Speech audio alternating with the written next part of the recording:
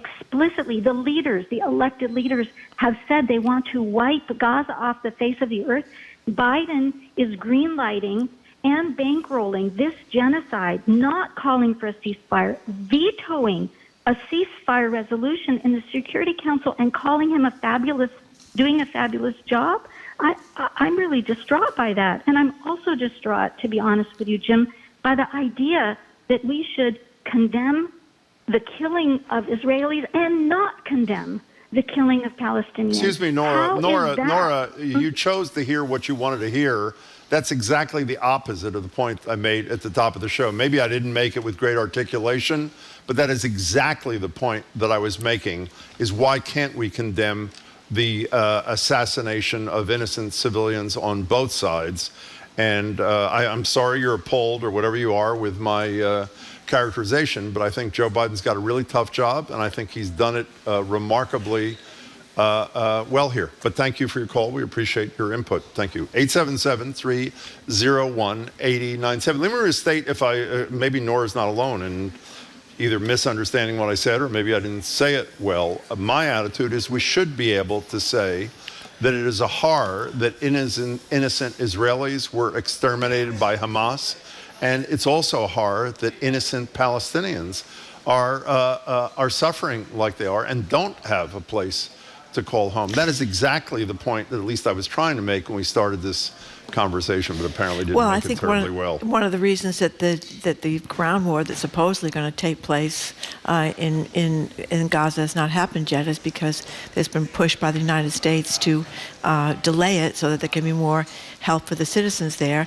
On the other hand, and more hostages released. There's still Americans in that group, and I assume the American government cares a lot about the Israeli and other hostages too. On the other hand, you hear over and over again people that don't like what Biden is doing say, well, he's giving $14 billion or pushing for that to go to Israel and pushing for humanitarian aid to go to Gaza. How is that anywhere near what it should be? So, it's hard on both sides. I mean, people can pick and dissect any remark on either side, I think. Lauren in the car. Hi. Hello, Lauren.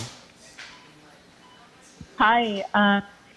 Yes, Jim. I still agree with you, and I just want to I did have a delicate conversation with a Jewish friend of mine who is writing checks to Israel in support of the Israelis, and of course the horrors are beyond.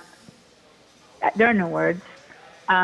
And of course, my heart is shattered for any Israelis, as well as, to your point, the innocent Palestinians. And I kind of brought this two examples up to her. She was very gracious in receiving my delicate message, but I brought up, for one example, Russia. Within Russia, I have a friend who has family there, and there are some Russians that 100% support the Ukrainian occupation, and other Russians that absolutely disagree with that occupation and the war that's taking place.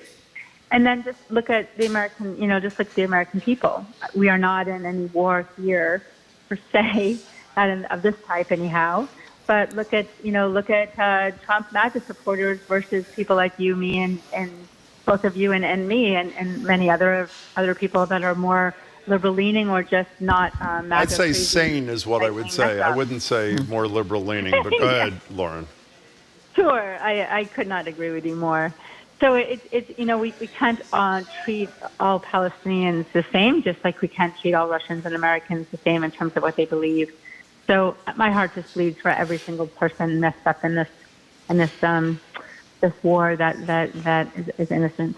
Lauren, thank you for sharing your thoughts with us. We really appreciate it. 877-301-8970. Here's Peter from Mystic, Connecticut. What is drowned out is the concern of most people that the current situation is not sustainable. Hamas attack was pure savagery, but if Palestinians have no hope for self-determination and a better future, it'll just be war as far as we can see into the future.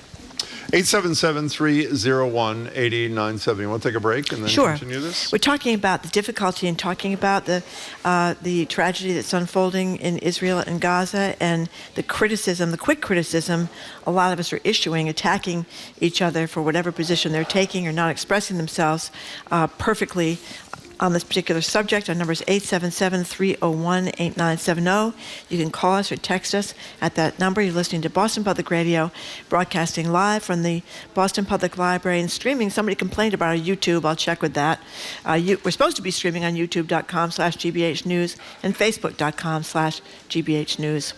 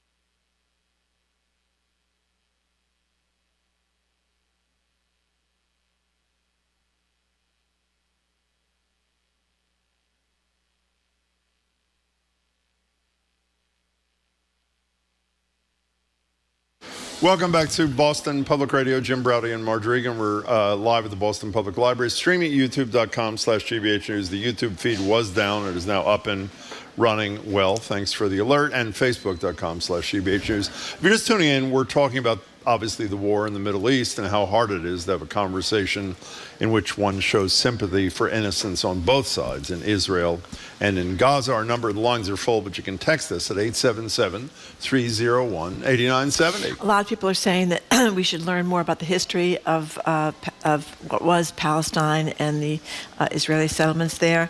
Here's Ron Westport, who says, at first I thought I needed to pick sides. Then I've come to understand it's more important for me to check myself for biases and learn more. That seems a better road to empathy.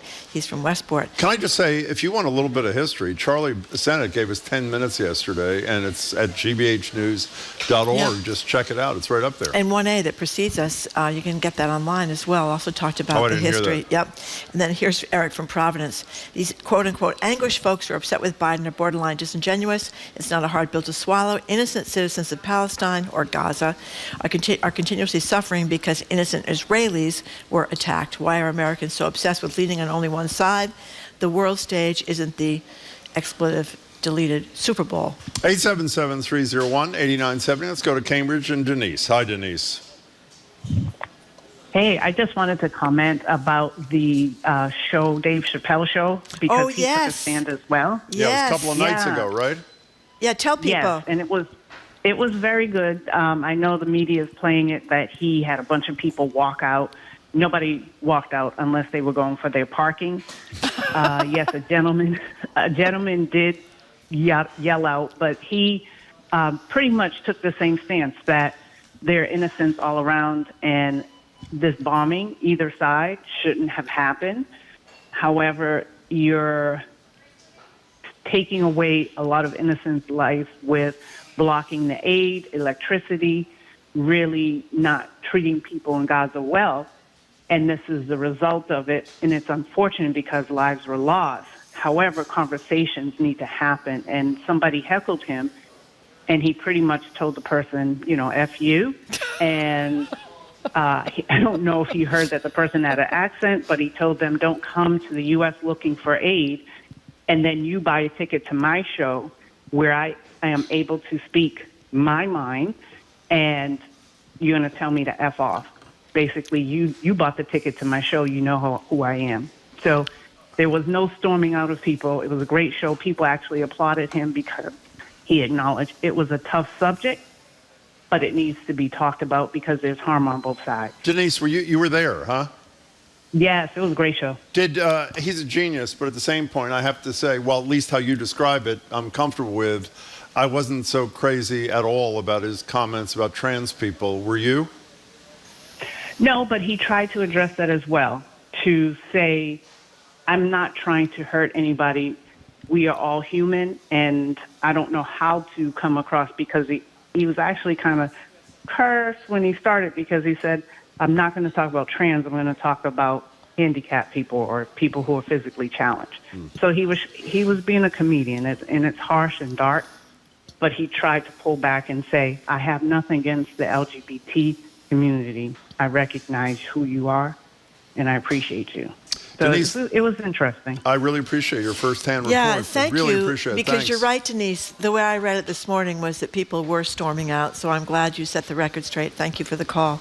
877-301-8970 is the phone number. We're talking about the difficulty of talking about the tragedy in Israel and Gaza, and how all over the place, at hospitals, at Harvard, in schools, people are getting criticized for not expressing their empathy the right way. Let's go to John and Gardner. Hey, John. Hey, good morning, guys. Hey, John. How are you? Good. I'm well, thanks, guys. Good.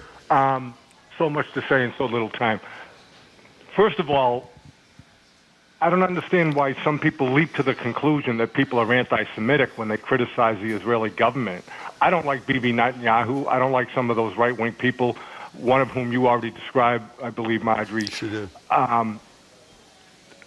I disagree with Israel's policies in a lot of regards, but it's certainly nothing to do with Jewish people in Israel or anywhere else. And the other part of this is you have two factions that I seem to have legitimate claims, it seems to me, depending on point of view, but one is much more powerful than the other. Now, they've kept them, the Palestinians have been kept under thumb with this blockade.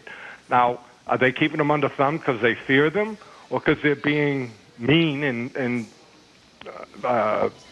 brutalistic? I think it's a combination of both, but it's most because of the fear. And we can't...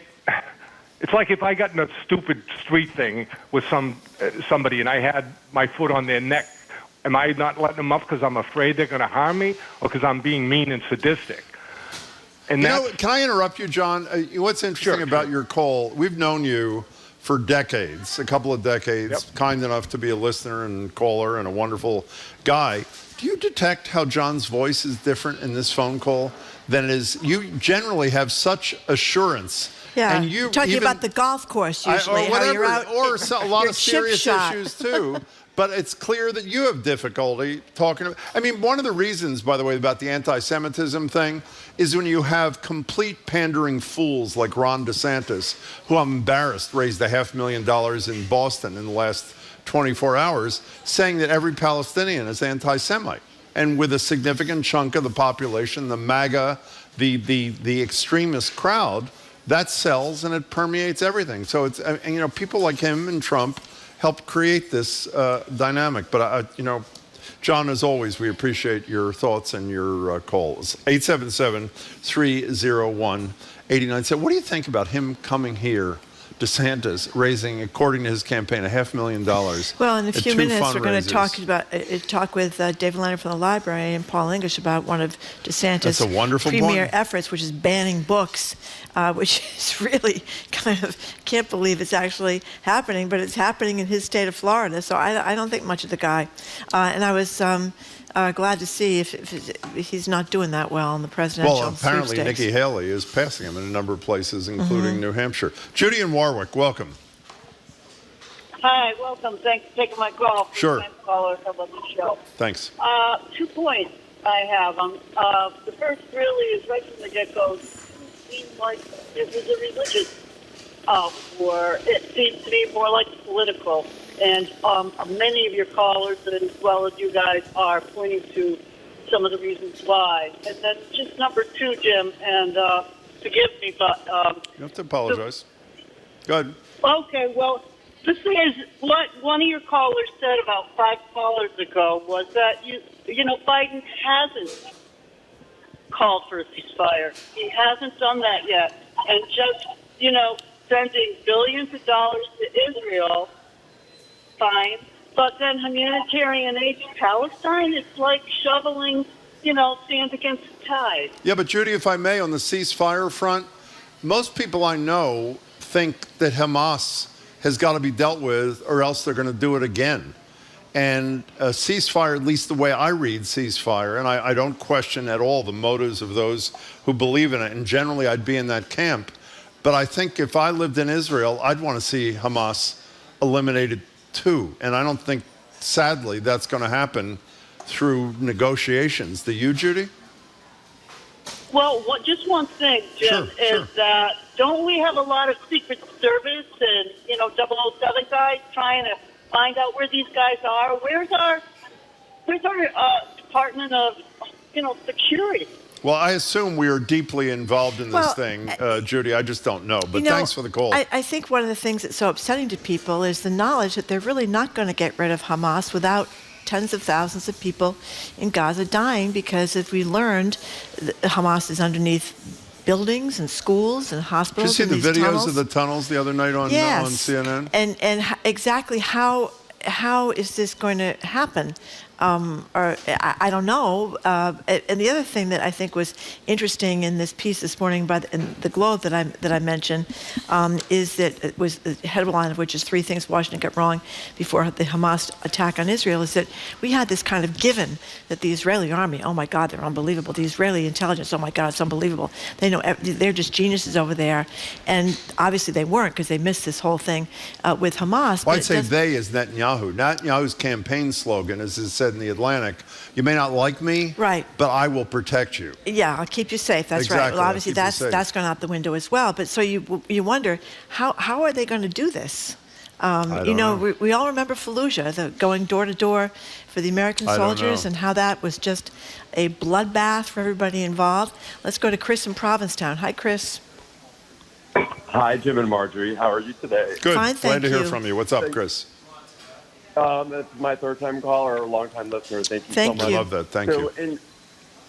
From my perspective, I think Biden has made a Machiavellian mistake here by running over to Bibi Netanyahu, who's an alt-right leader that people don't even like him. So he chose a side, and I think it's a side that's Israeli versus Palestinian. That's the perception from my viewpoint, I think from a lot of other people's. And whereas I think if he stayed in the United States, he was in a position of power, and he gave all his power away to Netanyahu. And I think me as a citizen, I do not subscribe to having, the extermination of the Palestinians. And I think there's a lot of people in this country that feel similar to that, especially the younger generation. And I feel like it puts the Democratic Party and the presidency in peril, because the Gen Zs and the millennials, they don't subscribe to this sort of stuff. And it makes me worry for the next election by his actions that he's taking and continuing to allow now 5,000-6,000 Palestinians, innocent children, to be slaughtered, and I just don't think it's acceptable. Well, the symbol of the hug, too, with Netanyahu is really that was bad. Problematic. Chris, that was an excellent call, as always. Call us again. We appreciate it. Is there a lot of speculation about who hugged who in that situation? I would argue that Netanyahu is a pretty smart guy, and had decided that I'm going to initiate a hug, to which an American president can't just reach out his hand and shake. So that's my guess. Okay, coming up. Schools in Florida banned more books in the past school year than any other state. That's Ron DeSantis' state. We were just talking about that. We're going to speak with the Boston Public Library president, David Leonard, and entrepreneur Paul English about their separate projects and a shared mission to combat censorship and get books discreetly to those who want them and can't get them, especially teens. You're listening to Boston Public Radio, 89.7 GBH. We are broadcasting live from the Boston Public Library and streaming at youtube.com/GBH News and Facebook.com/GBH News.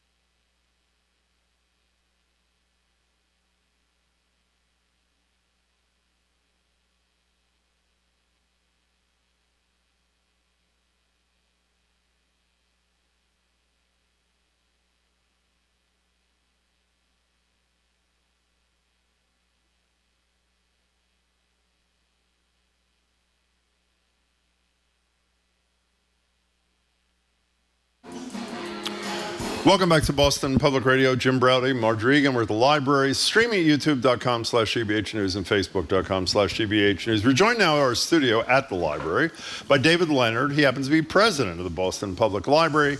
They've just partnered with Brooklyn Public Library's Books Unbanned initiative. We'll hear about that in a minute. Also, here's entrepreneur Paul English, founder of Kayak, first $1 million for the Embrace, in concert with Joyce Linehan, used to be a policy person for Marty Walsh. She's now on the Mass Board of Library Commissioners. They've launched a new project fighting censorship and ensuring access to banned books. They're both involved in this fight with separate initiatives, and we'll talk to them about both of them. Paul, David, great to see you both. Thanks so much for being here. Yes, thank you very much for coming in. Good to be here. Before we get to what you're doing to try to prevent this book banning, I mentioned that there's been more books banned in the past school year in Florida than any other state, but let's get a sense of what it is going on nationwide. I've heard things much closer to home than Florida. So what's the state of affairs, David? Yeah, we are tracking this through the American Library Association in particular, as well as locally through the Mass Board of Library Commissioners and the Mass Library Association. And yes, it's not just in Florida or Texas or other states that might be more natural places to see this type of controversy emerge. Indeed, Massachusetts in 2022 had the fourth largest number of book challenges to books in a variety of libraries. So Massachusetts was number 4 on the list. It's not clear that all of those came from within the state, but it is where the fourth largest number of challenges occurred. I think we need to break this into 3 parts. We need to think about this as a challenge to public libraries, a challenge to school libraries, and a challenge to school curriculum. And they're not all exactly the same set of issues, but it is still a movement that is challenging specifically books that are either about racial justice and critical race theory, as we have come to know part of this field, even though that's really a legal term and not a category of book, or books that are in the LGBTQ interest area, whether it's fiction or nonfiction. So those are 2 particular target areas.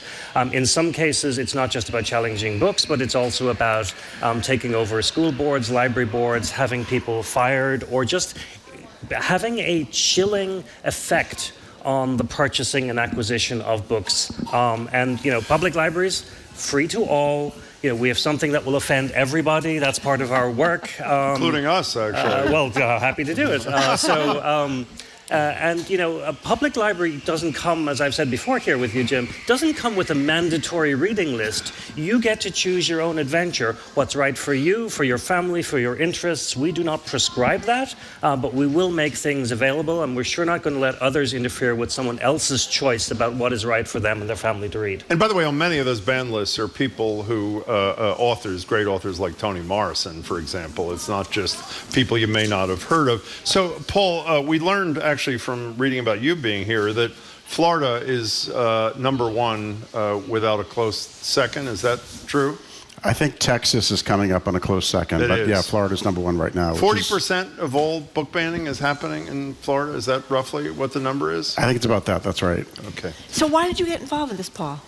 It just, the more I've heard about state legislators and local communities trying to ban books and change curriculum and ban certain thinking, it just concerned me. My work with Embrace Boston is around racial justice here in the city of Boston, and so I'm kind of tuned in about racial justice issues going on around the country. And in Florida, I remember reading recently that they're changing the narrative in history books to say that slavery had some benefit to some of the slaves. It was a job training program, according to DeSantis and his people, yeah. It's outrageous. Yeah. And then as I look at like Toni Morrison, you mentioned Jim, she was really opened my eyes a lot when I read her. I think it was in college or after college when I read Beloved. And that is one of the books that's banned in Florida. It's a difficult book. It deals with difficult topics, but they're important topics. And I don't think we should shy away from difficult topics. By the way, you're a UMass Boston kid, are you That's not? right, Okay, I am. We have to mention that. So, David, explain to us what this initiative is that you're doing, I think, with Brooklyn and Seattle Public Libraries. What are you doing? So Brooklyn started this Books Unbanned initiative about a year ago. And Seattle joined early, and we have now joined as well, and also has LA County Sandy in San Diego. Oh, I didn't know So that. it's actually, we have now 5 very large public libraries that are invested. New York Public Library has a separate initiative, but not under this particular ban. And so for BPL, we have made any of the books in our collection that are on a banned book list available to anyone in the country aged 13 to 26. They go to our website, they fill out a form, they state why they're interested, and we will grant them a library card to this special collection of banned books. We will continue to add to that as we review all of the lists that are coming out. And this is supported by the Boston Public Library Fund. So it is private donations that are sponsoring for us this particular initiative. And you can find out more information, we can chat about it, but more information on the bpl.org site and the bplfund.org/booksunbanned webpage. We're going to ask you to give those sites again. But before we leave this, go ahead, Margaret. I was just going to say, from my understanding, you're able to keep private the people that are requesting these books, so they don't have to tell anybody if they don't want to. No, exactly right. I mean, that has always been, something that librarians and library workers everywhere have treated as a sacrosanct principle, that we will protect what you are reading and who you are, basically under any circumstances. You can go back to the days of the Patriot Act to see libraries' responses to preserving privacy for all of our patrons. Before we get to what Paul English and Joyce Lenahan and others have put together, I wasn't aware of this until we knew you two were coming. This Mississippi law that seems to say, and David Leonard, correct me if I'm wrong, that no one under 18 can access digital library content without parental permission. So how does that intersect, if I got it right, and I'm not sure I did, how does that intersect with what you're trying to do? So we are seeing a number of laws throughout the country that are trying to shore up some of these individual book bans. They're at various stages of moving forward. I actually think this is why our initiative, which is digital, and Paul's initiative, which is about physical access to physical books, are actually very complementary, and both need people's support. Again, no one is saying that if a parent, a family caregiver is not the person who should be able to talk with their kids about what they should or should. No one's getting in the way of that, but we're not prepared to let others prevent access to these materials. And we have so far over 1,000 sign-ups for our program. That's great. And several hundred works have been checked out. And amazing little one-sentence stories about why this was important to people. I live in Texas, so having greater access to books as they're being readily banned in my state would be important for me as I want to stay informed and fight censorship. Queer books are harder to find in my area, Nebraska. And the list just goes on and on and on. So we now have sign-ups from every state in the country, and including Puerto Rico. And we just want to continue to see this build. We will need more support to the BPL fund to be able to support this initiative, because we are not using tax dollar money for this program. Paul, bannedbookusa.org. Fill in the blanks for us if you can. What are you doing? The basic idea is we want to provide initially to the state of Florida. We'll hopefully be expanding it beyond Florida, but to be able to provide any book that's been banned or challenged, basically any book that's been removed from the shelves in Florida, to make those books available. We make the books available for free. All you have to do is pay for cost of shipping, and any book that has been banned or challenged or removed from shelves in Florida is on the list. How do you deal with the concern a kid might have in Florida that my parent, who likes this banned thing, is going to see this book come to my house? What do you do about that, or how do you? I mean, the parents are kind of responsible for the house and their education that they want to provide to the kids, but if there's a teenager who wants access to a book that is not provided by their parents or not provided by their school, we want to find some way to get it to them, either mailed to their house or to another address that's convenient to them. What kind of feedback have you gotten so far? It's been similar to what David described at the Boston Public Library. Our feedback, right now we're providing books in Florida, and so we're getting a lot of feedback from Florida residents and also from Florida bookstores who are championing this as well. We're working with a partner called bookshop.org, who's I think the #1 provider of online book selling for independent bookstores. And so we're working with a number of independent bookstores in Florida as well, and they're cheering on the effort. Is all the money coming from you? I put the initial money in, but we've raised, I'm putting $100,000 in, but we've also raised money from people just going to the website. I think to date, we've shipped over 1,000 books, and I think that the money that's come in has actually covered the cost of the books that we've shipped so far. So we're hoping that continues. We have a number of promotional events going on in the coming weeks, and based on funding and raising more money, we'll expand it to other states. I'm wondering if you're getting blowback from Florida, because the governor DeSantis, as we know, is a big book banning kind of guy. Yeah, I think DeSantis is a coward. He basically doesn't want to hear any narrative that's different than his.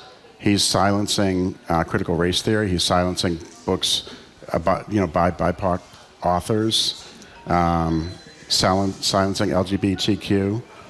It's obscene. But so far, no one has come after you in this context. Maybe We they have. don't, So they don't Joyce- know about you yet. Yeah, so Joyce Linehan is my co-founder of the initiative, and her and I are working pretty closely together on it. Joyce and I both have received hate mail from people who think they disagree. They say these books contain pornography. But, for example, there's a book ban in Florida challenging a graphic novel adaptation of Anne Frank's diary. Right. And I think someone saw the phrase graphic novel, and they assumed that was pornography. The idea that we're going to ban Anne Frank's diary, especially if you look at what's going on right now in Israel, Anne Frank's diary should be required reading. Yeah. That shouldn't be something removed from bookshelves. I mean, chances are that most of the people challenging these books have not, in fact, read them themselves and are just getting on a local bandwagon that actually has its roots in something else and just simply targeting. We had one author whose last name is Gay. That's Gay, that's the spelling of their name, who was actually made it onto one of the ban lists as well. So it's that level of sophistication, unfortunately, that we are seeing showing up in these initiatives. We're talking to David Leonard and Paul English, who are both engaged and are leading initiatives to address the book banning epidemic that's unfortunately happening all over America. Paul, you're about to say something? I forget the last topic. I was so going keep going. to mention Joyce Linehan, because I know she's done for years. She's done those book nights over at her That's house, right. And she invites in people to Dorchester. come over and listen to authors, and people talk about the books. And former trustee of the Boston Public Oh, Library. there you go. I did not know that. Absolutely. I did not know that. And now So- on the mass board, as I said Yeah, before. so she's very involved in this kind of thing. David, could you explain, when you opened up before, you were talking about there's three elements to this, or three somethings. Could you flesh them out a little bit? Yeah, so I think the public library is one target area, and as you know, I've not been shy about saying, this is a choose-your-own-adventure institution wherever you find it throughout the country. That's a good line. The school curricula, which some of Paul's comments allude to why that is problematic, this idea of revisionist history or omitting very important stories from history, particularly as it comes to the roots of slavery and other struggles for racial justice. You mentioned Toni Morrison's work. This is really important in school curricula, and to have this material available in school libraries. So I think we want people to pay attention to how these collections are managed and developed, and ensure that they are reflective of the community and that people have the opportunity to have access to these materials, whether it's an important educational opportunity, school library, which is more for either homework or out of school time, or the public library where it's up to you to... Speaking to you, David, we spend a decent amount of time at the library, not just working, but hanging out here doing our own work off hours. It's the original co-working space, right? That's but right. I'm serious. When you see like a 15-year-old walking around the library with wonder in his or her eyes, with the freedom, as you say, to choose their own adventure or whatever, it's unbelievable. And giving that back alone is so huge, it seems to me, Yeah, I mean, to the development of a young mind. I mean, that's what we're here for, is to be, unlocking the imagination and these wonderful works by these incredible authors who are also victims of this particular set of initiatives. We had a panel here at the Boston Book Festival, and a representative from Pan America was on and just talking about how awful it is for an author to have their book banned. So there are other victims of this initiative. But you're right. As a young person or as a teenager, sometimes you're trying to work out who you are and what is your life about, and access to Just see what stories are available to you, whether you're gay or queer or whatever your set of identity issues are. And honestly, look, kids are going to find this information one way or another, so wouldn't you rather have them find it in curated collections that have been developed by experts, librarians, and others who understand what is a good book and what is not? You know, Paul English, I see the bright side of nothing. Even bright things, don't see the bright side anymore. But when I was talking to Marjorie about this in anticipation, the one bright side of this horror of book banning, this epidemic across the country, is it seems to me, while librarians have also always been the front line forever in these issues, more people are talking about the issues we're talking about. More people are talking about these adventures that David's talking about. So is it possible in some perverse way when people like you and David succeed that we come out better than we went in, or is that naive? I hope so. It's going to sound funny to say, but like the website that I've created, bandbooksusa.org, I don't even care if it's successful or not. I hope it is. I hope we keep shipping thousands of books. What I really want to do is be provocative and start more conversations with more people. Is that how people get in touch if they're interested? Yeah, on the website. Yeah. bandbooksusa.org. .org.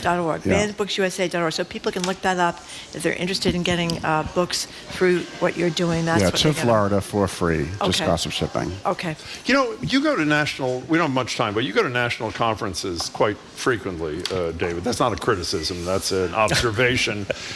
What are the people like you from places like Florida or places like Texas, what do they say in these meetings about what life is like? It is, so I'll actually be at the Urban Libraries Council later this week in Seattle, where one of the early adopters of this program and the specific library directors will get together and have this conversation. But, you know, I think in parts of the country where they're under threat and in fear of their job being questioned, or maybe it's not the larger urban libraries, but maybe it's this more smaller suburban or rural library.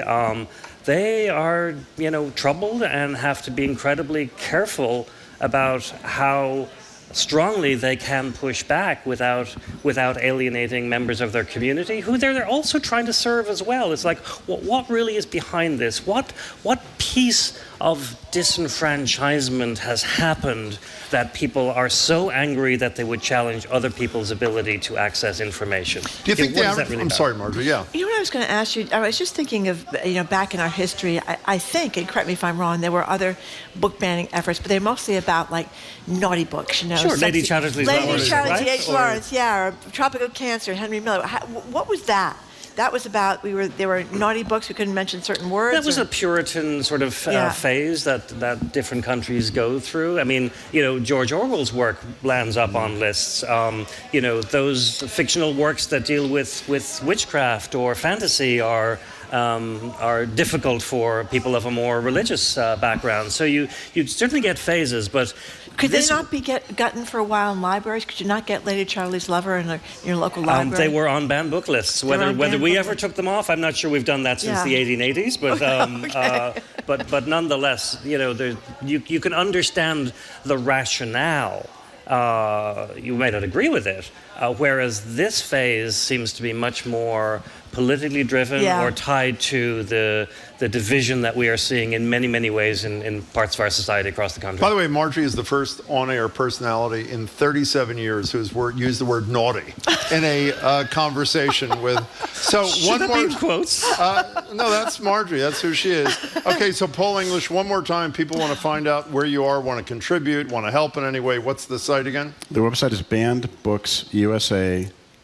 Fabulous. And how about you, David Leonard? There's bplfund.org/booksunbanned, or just go to bpl.org and look for the Books Unbanned initiative. 13 to 26-year-olds anywhere in the country. Anywhere in the country. And Florida for you, Paul. That's English, right. correct? Congratulations to both of you. It's really wonderful what you're doing, and keep in touch with us. And thanks for your time today. Yeah. Thanks a lot. I hope Governor DeSantis finds you very annoying down there in Florida. That would be a wonderful, wonderful thing. Thank you so much for coming in. We've been speaking with Paul English. He's the founder of Kayak, and most recently, bandbooksusa.org, where you can get all the information if you want to get one of these books, you just want to know about the whole effort. And David Leonard, who's been with us, $1 million for the Embrace, by the way, that's I right. should say. And the president of the Boston Public Library, and you can go to bplfund.org/booksunbanned to get information about that as well. Thank you very much for coming in. Up next, we're going to talk with the great satirist Andy Borowitz on the latest version of his very, very funny book, Profiles in Ignorance on the Sorry State of Our Political Scene. He's going to regale us up next. You're listening to Boston Public Radio, 89.7 GBH. We are broadcasting live from the Boston Public Library and streaming at youtube.com/GBH News and facebook.com/GBH News.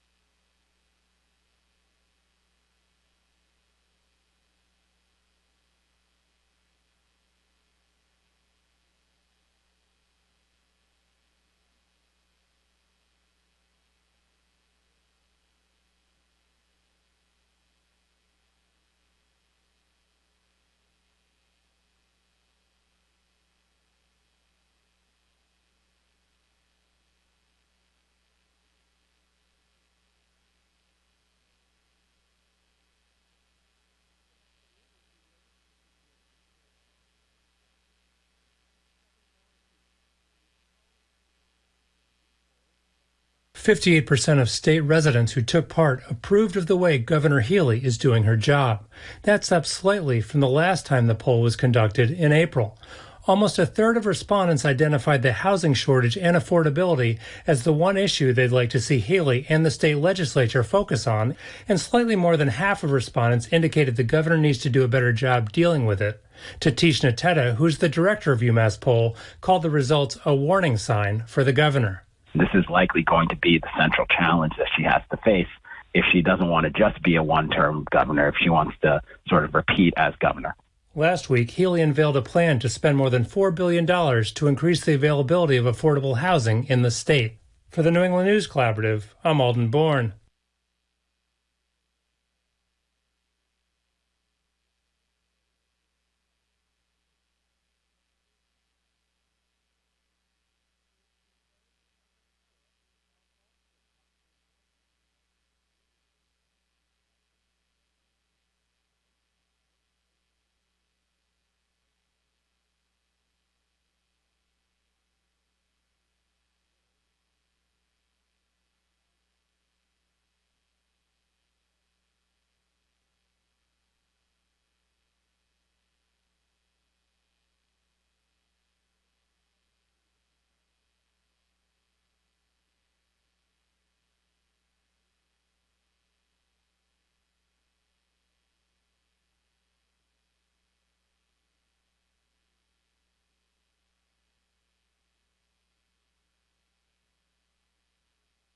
Houston Browdy, I am Marjorie Egan. Welcome to hour number 2 of Boston Public Radio, 89.7 GBH. We are broadcasting live from the Boston Public Library as we do every Tuesday and every Friday, and we are streaming at youtube.com/GBH News and facebook.com/GBH News. Hello again, Jim. Hello again, Marjorie. We're joined now live at the library by satirist, comedian, writer Andy Borowitz. You may know him from the hilarious fiction Borowitz Report, which we reference almost daily on the show.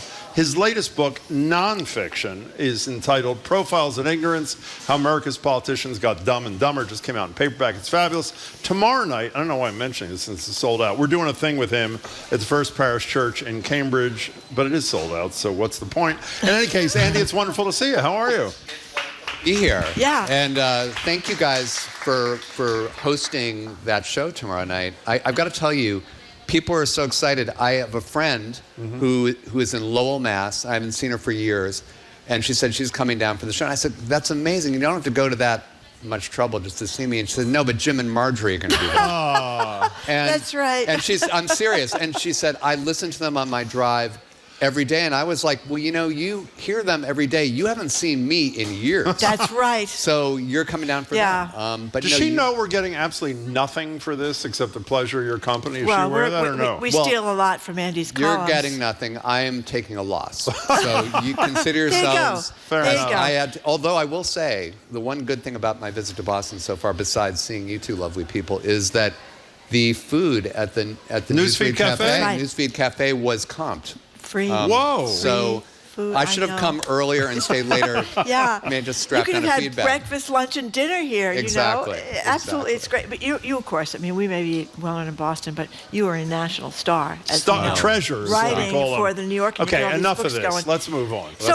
Content. So we've been talking a lot about the tragic situation where the House Republicans can't get anywhere in nominating a Speaker of the House, but you have a suggestion, I believe. Well, I've been making, because, you know, I am a service journalist. That's right. I mean to help.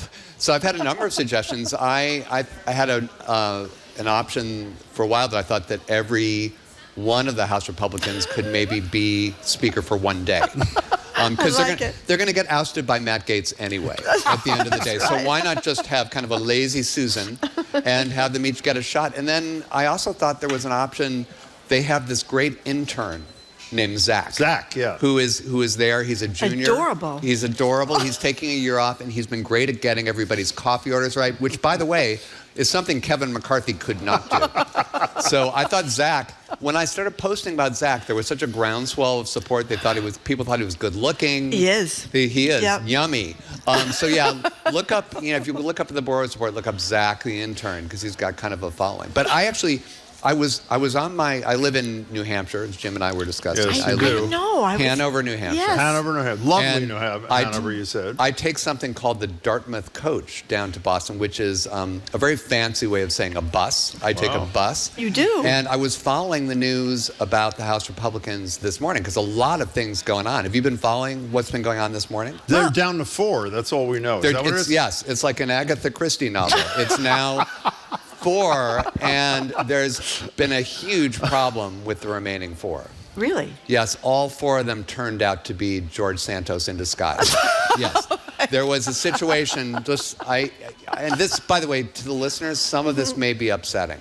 So if you have children in the room, maybe usher them out. But Matt Gaetz followed Tom Emmer into the men's room in order to pick a fight with him. And he got into the men's room and he saw Tom Emmer removing a latex mask like on Mission Impossible. It was George Santos. Oh, my God. And Santos has been disguising himself as these various speaker candidates because he is being chased by the Chinese spies. So it's a lot of daring do. A lot of Mission Impossible daring do. Didn't he make a deal, though, with his fellow Republicans? Who are you talking about? George Santos, I believe he did. Yes. He did. Well, your time at the Borowitz Report covered this. Yes. I can't believe this story was not picked up. Which? Well, he said that if they don't kick him out of Congress, he will stop using all their credit cards. Which I thought was good. He was stealing all their identities. That's right. Except for Jim Jordan's. He said Jim Jordan's identity was not worth stealing. It was not. By the way, that's where he drew the line. For those who read the hardcover edition or online of Profiles in Ignorance last year, there's an afterword in which you deal with the midterms, including George Santos. And Marjorie has made the point repeatedly, which I think is an excellent point. If you're going to lie about a college sport that you were an All-American in, would you pick volleyball? Would you pick volleyball? That is a really good point. Some of his lies were very random. Like some of them made sense. Like he said that his mother was killed in 9/11. Yeah. And it turned out I think she's still alive, first of all. And she was in Brazil. So it would have been like an amazing terror attack to have gotten her somehow in Brazil. But some of the lies, like that lie makes sense. He lied about being Jewish. Oh no, this is the best one at all. He then went on to say, to explain it, I didn't mean I was Jewish, I meant I was Jew-ish. Exactly. I love that. Yeah, it's sort of like he likes bagels. That's being right. Jew-ish. That's right. But that lie, I mean, in New York City, where he's a congressman, it makes sense to lie about being Jewish. That might help you a little bit. But one of the lies that he had and also he lied, believe it or not, he said that he had guest starred on Hannah Montana. Such a random thing. But again, Miley Cyrus has her fans, so that makes sense a little bit as a lie. But one lie he made that I still can't understand is that he said he was one of the producers of the Broadway show Spider-Man Turn Out the Dark. Which that was a disaster, right? Was a disaster. Right. One of the biggest bombs in Broadway history. And just of all the things, like say, I wrote Hamilton. Why not say that? But Spider-Man, I didn't understand that. Yeah. Okay, so we're talking to Andy Borowitz, Profiles in Ignorance, how America as politicians got dumb and dumber. You divide the age of ignorance, for lack of a better expression, into 3 pieces: ridicule, acceptance, and celebration. Let's go down the list, starting with ridicule. Not only explain what you mean, but explain who is most emblematic of that phase, the icons of each phase. Well, yes. Well, so there are 3 stages. Ridicule, the ridicule stage it's a bygone era now. It is, but it was a time in politics where we expected our politicians to be smart or to know things. So dumb politicians had to pretend to be smart. Mm-hmm. And Ronald Reagan was really the father of that stage because Reagan was great at looking at a camera and looking down the barrel of the lens and seeming sincere, but he didn't know anything. He did not know that South America was composed of different countries. He discovered that after visiting South America. And he said, it's amazing, they're different countries. And so he had this guy, Stu Spencer, who was a Republican operative, who just poured sound bites into him so that he would sound knowledgeable. The problem is Stu Spencer, about 22 years later, had the same job, and he had to do the same trick with a guy named Dan Quayle. Yeah. And it didn't take. It was like his whole Henry Higgins act finally came a cropper. So when I met you last year, no, we're not leaving Dan Quayle. We're not leaving Reagan. No. Oh, what do you want to say about Reagan? Because I love the story about Reagan. He was supposed to be reading some briefing papers About an economics. Yes, Yeah. and the next one, was it James Baker? James Baker, his chief of staff. Yeah, you tell the story. What happened? Well, James Baker III had prepared this briefing book for an economics summit and left it on his desk. And the next morning, he went in and saw that Ronnie hadn't even cracked the book. It was exactly where he had left it. And he said, Mr. President, how come you didn't take a look at the briefing book? And he said, well, Jim, The Sound of Music was on TV last night. So, that had to catch it again. Oh my God. Okay, so when we met you last year for the first time, even though we've been talking about you for centuries, I mentioned that when I was a mere lad, I subscribed, this is pre-internet, to something called the Quayle Quarterly. Yes. Which was, it included things like Dan Quayle saying, that motto of the United Negro College Fund, what a waste it is to lose one's mind or not to have a mind at all, which is really a beautiful retelling of that. But you quote, I think it's Molly Ivins, who has probably the quote that best captures the idiocy or the lack of knowledge of Dan Quayle. What'd she say about Quayle? Well, now you're going to have to refresh my memory because I'm being a little bit like Reagan here. I can do it. I don't remember, Jim. She said, she said that if you put Dan Quayle's brain, go ahead, take it from there. Oh, yeah. She said if you put Dan Quayle's brain in a bumblebee, it would fly backwards. It is true. I have to quote Molly Ivins periodically in the book because her lines are the best. Yeah. But yeah, Dan Quayle, the problem is all the H.W. Bush people who were involved in choosing Dan Quayle, they were all men, and they all thought Dan Quayle was incredibly sexy. And it was, again, like they didn't bring a single woman into the room and say, hey, what do you think of this guy?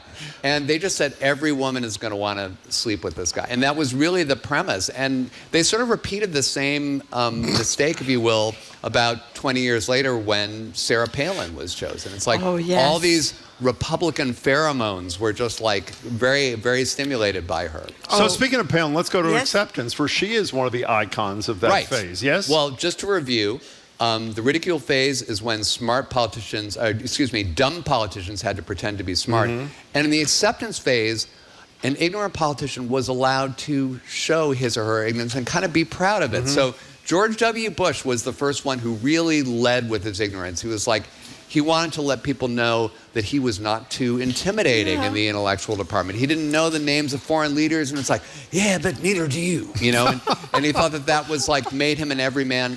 Remember, they did that famous poll where they said, who would you rather have a beer with?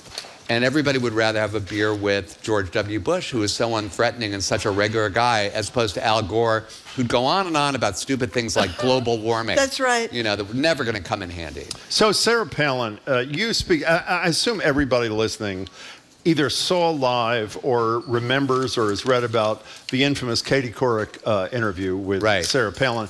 And until I saw your thing, I remembered her saying, well, tell us what you read. And I read everything. I read all the books or all the papers, whatever. All of them. But I had totally forgotten when Katie Couric, this is 2008, in this exclusive interview, Couric asked Palin about her views on Roe v. Wade, which she happily responded to, but was stumped by a question on what other Supreme Court cases she disagreed with. Here's just a little taste of that.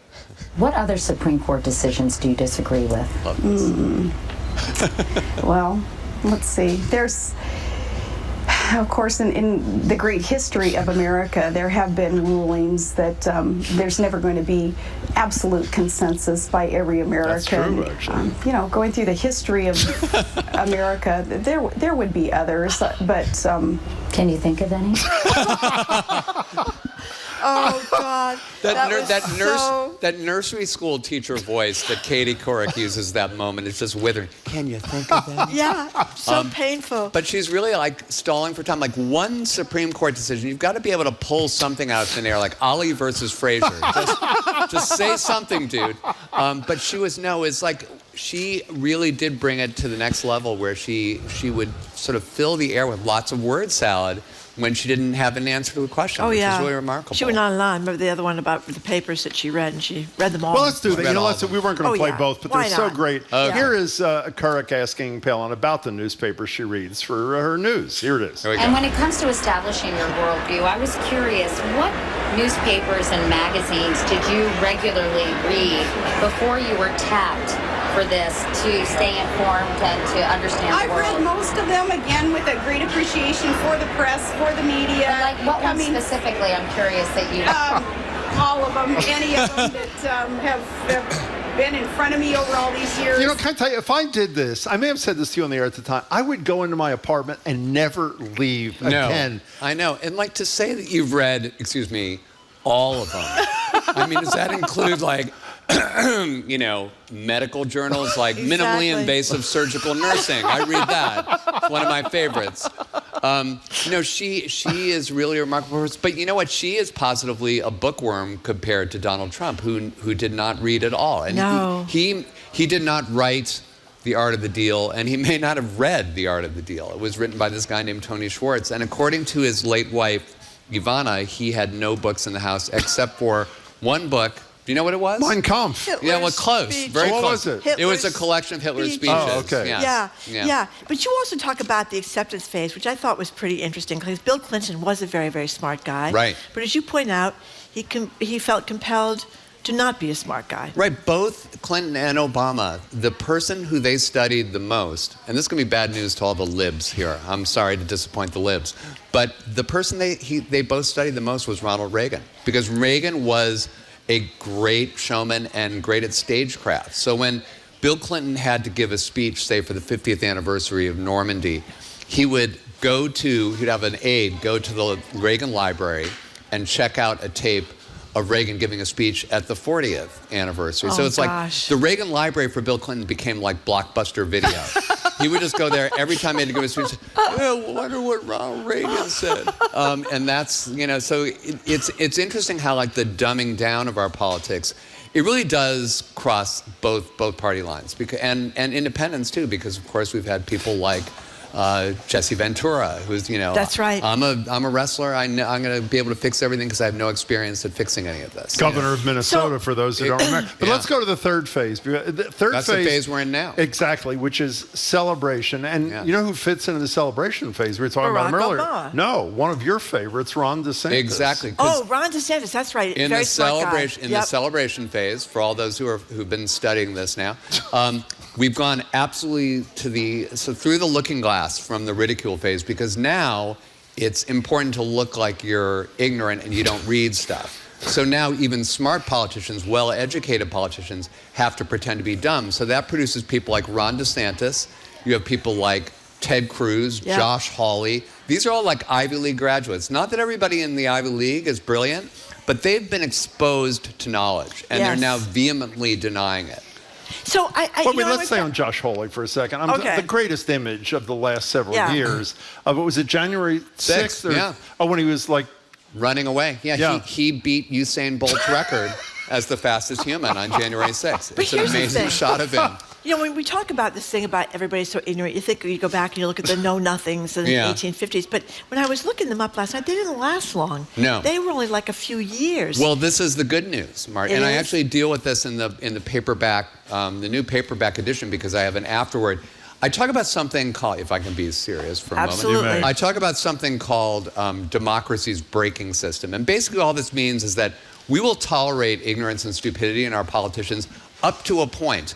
But just as we're about to hurtle off the cliff, we slam on the brakes, theoretically. And this happened in the midterms, because in the midterms you had all these flagrantly ignorant people like Herschel Walker, although Herschel Walker is very well versed in the differences and the various attributes of werewolves and vampires. So we have to give him credit for that. We know that. Werewolves are better than vampires.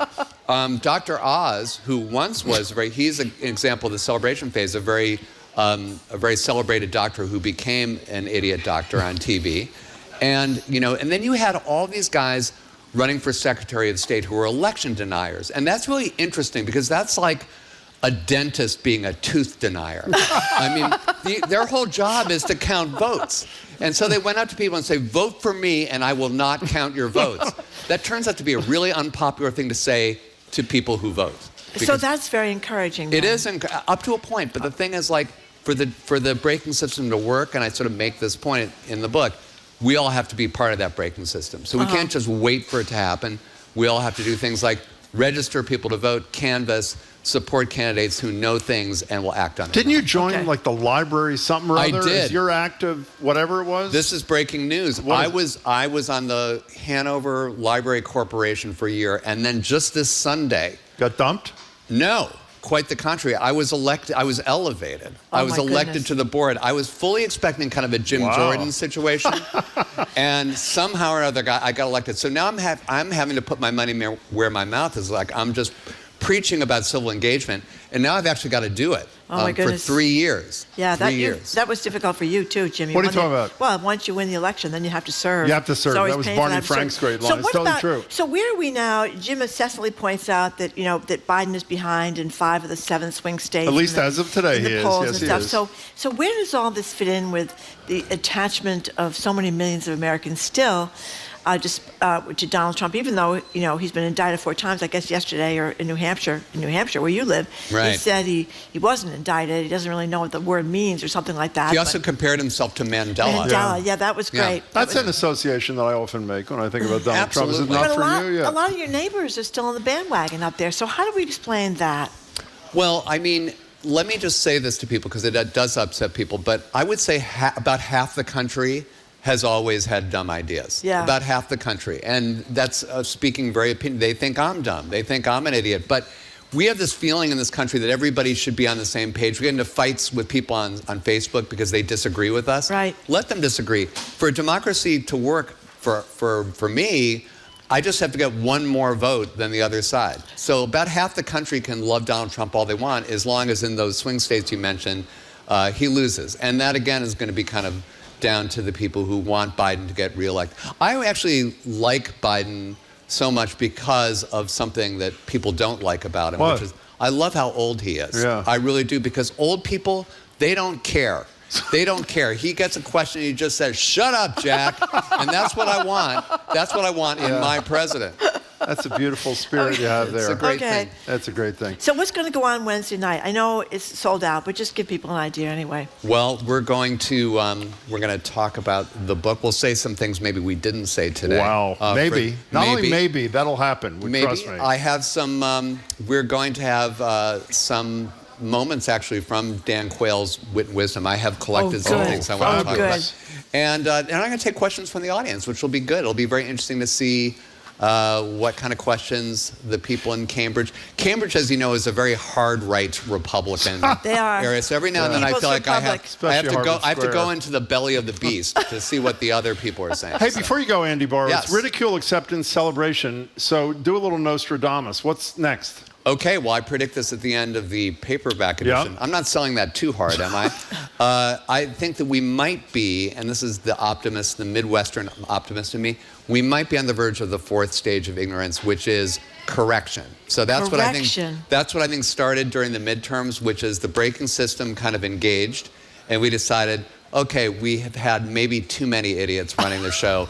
And I'll tell you, this thing that's going on in the House right now, this kind of, I mean, I don't want to offend clowns in the audience, but this sort of clown show that's going on is, I really feel like, could be something that kickstarts that correction, where people just say, like, is this really the best we can do? Is this really the way we want to present ourselves to the world? So, boy, you're a glass 3/4 full kind of guy. Are you we need that. We need that. We like that. Well, I just got some free food, so I'm feeling good about our country.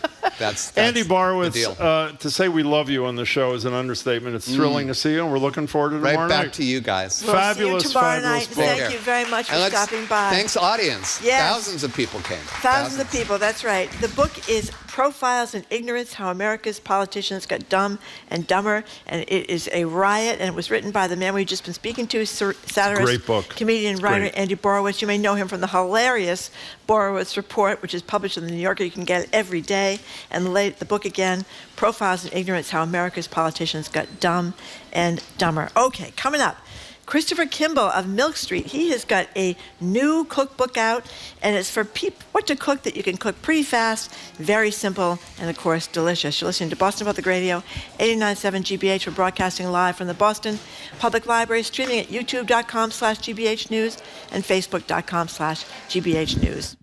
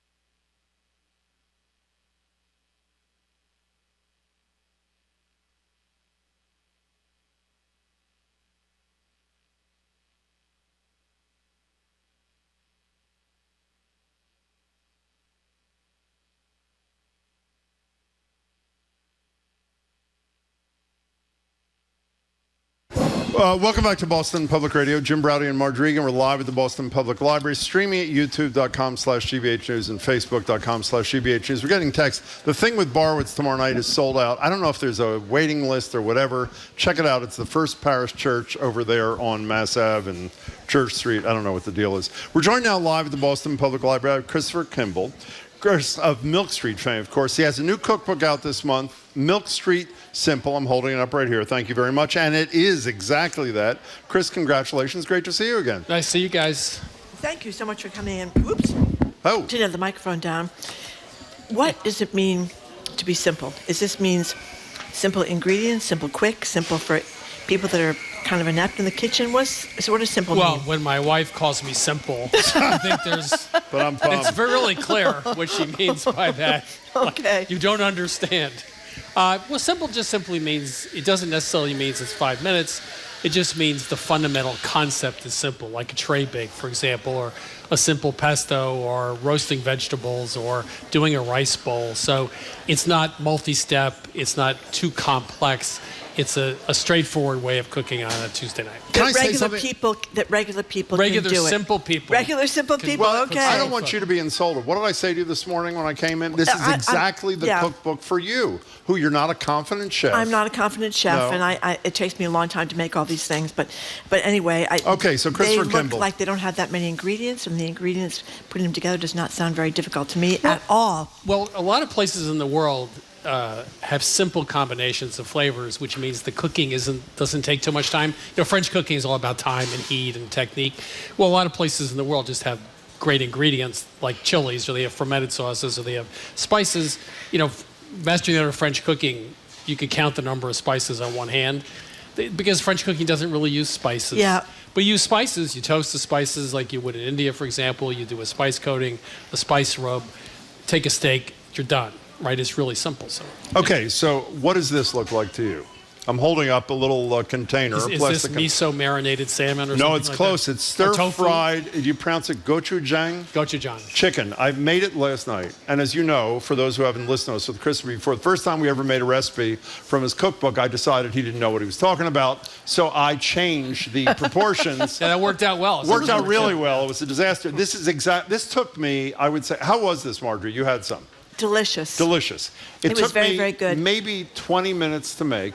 Very limited number of ingredients. And this sort of embodies what this is sort of like a perfect representation of what the book's about. Yes? Every year I got on your show and you always make a recipe. There's going to be a year when you hold it up and go like, Kimball, this is crap. This is crap. Exactly. Well, like, what? Yeah.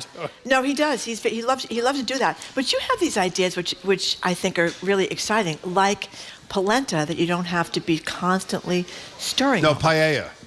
Don't you want paella? We have a simple paella. Oh, yeah. But the polenta that seems easier to make. Well, polenta, if you go to Italy, south of Milan, we went to a miller, who grinds corn. and they put it on top of the stove in a big earthenware pot. They stir it for just a few minutes till it comes up to simmer. They let it sit very low heat for an hour. They stir it and then finish it off. Yeah. You do that in an oven. So there's a little stirring at the front and end, but there's not this constant stirring. So the thing that's interesting is when you travel, if you go to Italy, or I was in Romania a couple of weeks ago, and you think like, oh, this is how this is made. It's never made that way. It's like there's some weird version that has been imported to this country. Yeah. Like meatballs in Italy are, polpetti, and they're small. That's they're right. Not like this, except in Naples they are big. But or fettuccine Alfredo really doesn't have cream in it, and it was a dish that was for kids who had stomach aches.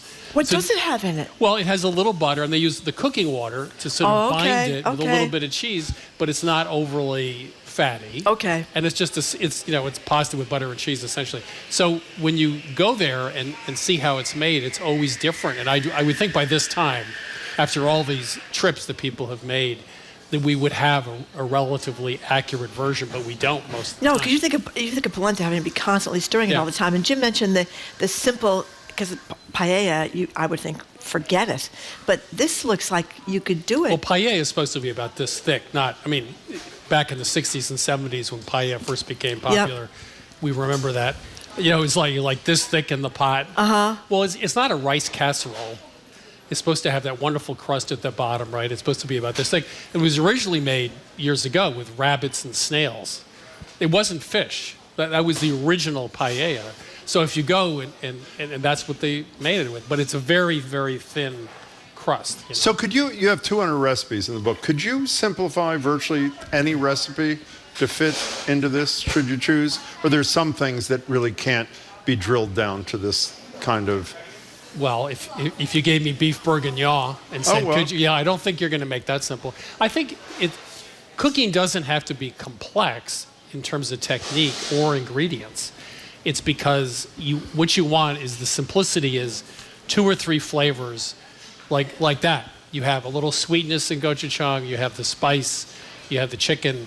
So 2 or 3 things that come together in the right way, that's all you really need. You don't need, like in French cooking, there are layers of deep flavor. Like if you make a sauce over a long period of time, you might have 10 or 15 ingredients, and it all melds together in a melting pot.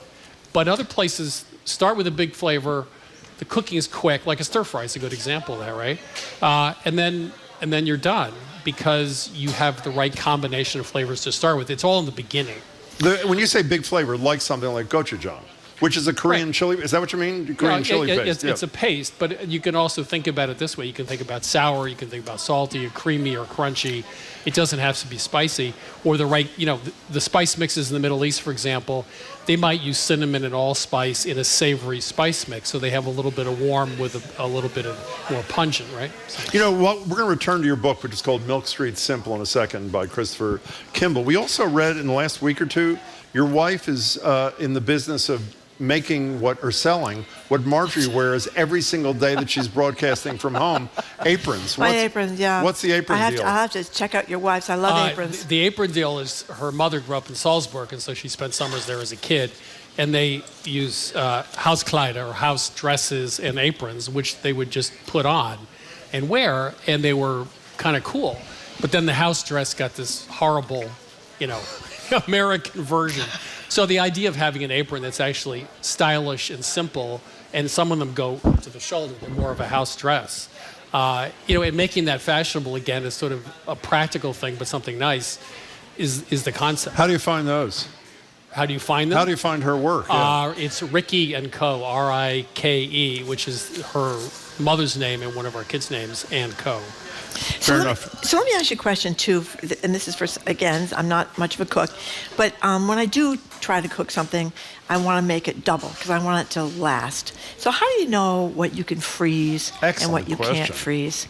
Well, let's start with doubling. Sometimes doubling works. Like if you have some hot spices in a dish, sometimes doubling them is not a great idea. Oh. So you have to be a little bit careful. And when it comes to baking, that's also very difficult because you have something for an 8-inch pan or 9-inch pan and you want to put it in 9 by 13. In general, for freezing, anything that has a lot of liquid in it's not a great idea, right? Because then the ice crystals will destroy whatever it is. So some things freeze Marjorie. well and some things don't, but there is no general rule. There is no general rule. Yeah. So stews wouldn't freeze. No. Stews will do pretty well. They will? Meat freezes well. Yeah. Okay. Yeah. Meat and By the way, stews. what a downer that was. You open with this question about doubling a recipe. He says, don't do it. And then he says, and I want to freeze it. He says, don't freeze it. So other than that, one of the things because you do. have a lot of, they're not stews, but they're soups that look really good. I freeze soup here. all the time. You can freeze most soups, right? Soup's fine. The problem is when you get like vegetables that have a lot of liquid in them, which is most vegetables, they don't tend to freeze very well. Oh, okay. Yeah. So forget that, Marjorie, okay? Okay. So Christopher Kimball, you do something that, as you know, is really important to us. You have the recipe on one page, and it's totally contained within a page. Yep. The photograph on the other side of the page. You don't have Gorgeous. to turn it over. That's like a conscious kind of deal, right? Yeah. Okay, fine. I don't think we're the only cookbook I think authors that's who've probably done true. that. But you did get the idea from us, I'm sure. Okay, so I also made chipotle and cumin marinated flank steak. Cumin is my favorite spice. That was also fabulous. Tell us about a couple other things you would suggest that people get the book that they should be doing right away. Well, a lot of things you should do. First of all, I love rice bowls and noodle bowls. You just use that as a base. You can take rice and do a million. You can put a pesto and mix it in with the rice. You can take cardamom, you can mix it in the rice. They should be toasting whole spices and just with a mortar and pestle or a coffee grinder. It makes 1,000% difference in terms of flavor. Tray bakes are very popular where you put chicken pieces or whatever. You put some garlic in the center. When it's cooked, you make a little bit of sauce right in the center. And, you can also think about wet paste and dry paste. I do at home, I love to do kebabs, anything on a skewer, small pieces. Marinating in yogurt, actually. Marinades don't usually work too well, but yogurt, for some strange reason, with the calcium in it, actually does work. So like chicken in a yogurt marinade for an hour, then on a skewer. So skewers are really fast and easy to do. And I love the idea of pestos because, this idea of it's basil and pine nuts. First of all, pine nuts. Why pine nuts? Well, we don't grow pine nuts around here too often. No. So you can use any Walnuts, walnuts right, or exactly, almonds. yeah. There's a great pesto from Amalfi, which is lemon zest, lemons, and almonds, which makes a great pesto. So you can make 1,000 different pestos, parsley with cilantro, whatever you have on hand. So those simple things, and obviously a stir fry. A wok, by the way, we love woks now. You can fry eggs in a wok. You can make spaghetti or pasta in a wok. You can steam a cake in a wok. You can do stir fries in a wok. You can do fried chicken in a wok. It's easy to see. You can get at the food. So woks, I think, are really great for quick cooking. Do you have a wok, Marjorie? Well, no, I don't have a wok, but they're not. I used to have one when I was a And they're kid. cheap too, by the way. We'll send you an apron and a wok. Thank you, thank you, thank So you. kind, Christopher Kimball. You talked about this thing with pasta, browning the tomato paste or something that made it seem like you were cooking everything together. What was that about? Well, there is a recipe where you take pasta, you take tomato paste and some water, mix it up, and use that as a liquid and put that in a skillet or in a wok, and you put the pasta in it and you press it down. You actually get sort of a charred, crispy. Which sounds great. Yeah, that's a classic in Rome. It's really a great recipe. Woks aren't very expensive, I don't think, are they? No, I they're don't think cheap so. and they have electric ones too, so you what don't about even need these to use induction your... ovens? No, you don't want to use electric. That's what I meant. You don't want an electric wok. What are these induction ovens that a lot of us are being told we should The find? stovetops? Yeah. We have them at Milk Street. What do you think? Well, originally I didn't love them because I don't like the controls because it's all touch. But they now have inductions where you actually have knobs you can turn, which I prefer. They heat up very quickly. You can't burn yourself on them. You need a magnetic, you need a cast iron or whatever on top of the stove. They are as quick as gas. I prefer gas because I like to see it. Yeah, chefs all say they prefer gas. But we have a long section at the office with 8 stovetops that are induction. We use them every day, and I don't want to like them. I really don't want to like them, but they work. And I think the newer ones, I like the controls, but I don't like the problem with sliding and this kind of thing. Your hand's greasy, and it's not as easy as just turning a knob. But the newer ones have better control. So can I just sum up so far? Don't freeze anything. Yeah. Don't use the induction thing, and don't get an electric wok. Is that a fair summary? Stay out of the kitchen. Stay out of the kitchen Milk entirely. Street Simple is Christopher Kimball's So latest book. I've asked you this before when you come in, but why not ask it again? Because I think a lot of people, I can't be the only person that wonders about this. When you do come up with these recipes, you have other people that help you taste them and decide what's in and what's out. I mean, how long does it take you to get to something that you think, this is it? Well, if we travel, as I said, I was in Romania a couple of weeks ago. Somebody just asked your favorite dish over there. His wife is Romanian. Says wanted to know what his wife is Romanian. Wants to know what your favorite dish was in Romania. They make ciorba, which is a classic soup. It has a little bit of sourness at the end, which they make out of fermented millet, but you could use vinegar or lemon juice. They make a lot of different versions. There was a meatball one that was absolutely terrific. They fry a lot of dough. They just have fried dough and they slather it with sour cream and preserves. Ooh. I mean, you can't, that's it, you're done. They do the same thing with donuts. They get a big donut and they fry it and they put sour cream and like cherry preserves on it. Oh my God. Terrific. So they do a lot of things with dough, which is absolutely fabulous. But Marjorie interrupted herself. I interrupted myself. You. Yeah. I mean, how do you... Well, you come back, you have the recipe, hopefully. You research other versions of the recipe. You go into the kitchen, figure out a lane, and you cook it and cook it and cook it. We try to do it in 6 to 8 versions. Sometimes it takes more. And then we have a long table in the kitchen on Milk Street where the food's put out, everybody tastes it, talk about it, et cetera. So it takes a couple of weeks probably to do. Imagine if you lost your taste with COVID. A lot of people lost their taste with COVID. That would be a career-ending moment. That would be a career-ending moment. Would hope they all come back eventually, but sometimes it doesn't come back that well. Chris Kimball, you mentioned in your introduction when you're describing simple, you talk about upside-down pizza. I cannot tell why. I am unfamiliar with it. What is it? You take a skillet, you have the toppings in the skillet. You can also do it on a half baking sheet with a parchment paper, and you put the pizza dough on top of the ingredients and bake it. You could do it in a skillet, and then you flip it. Love that. Now, the other one we have is a pour-in-the-pan pizza, which we got from a place in Bari, Italy for a recipe there, ciabatta. It's 92% hydration, almost the same amount of water as flour by weight, and it literally pours out. And you pour it into the pizza pan, so you don't have to shape it, and then bake it, and it's just fabulous. I was thinking when you were coming in today, you run like an empire. I mean, you have your fingers in virtually everything in the food world. When we have artists here, whether it's Andres Nelson's, Keith Lockhart, a singer, a poet, they talk a lot about how important art is in difficult times, whether difficult times are times of isolation like COVID or difficult times like now where there are at least two horrible wars going on in the world. When I was talking to Marjorie this morning, I said I would assume the same thing applies to food and its extra importance to people in times of great stress. Is that borne out by your work and history? If you remember the 80s, food was dead, right?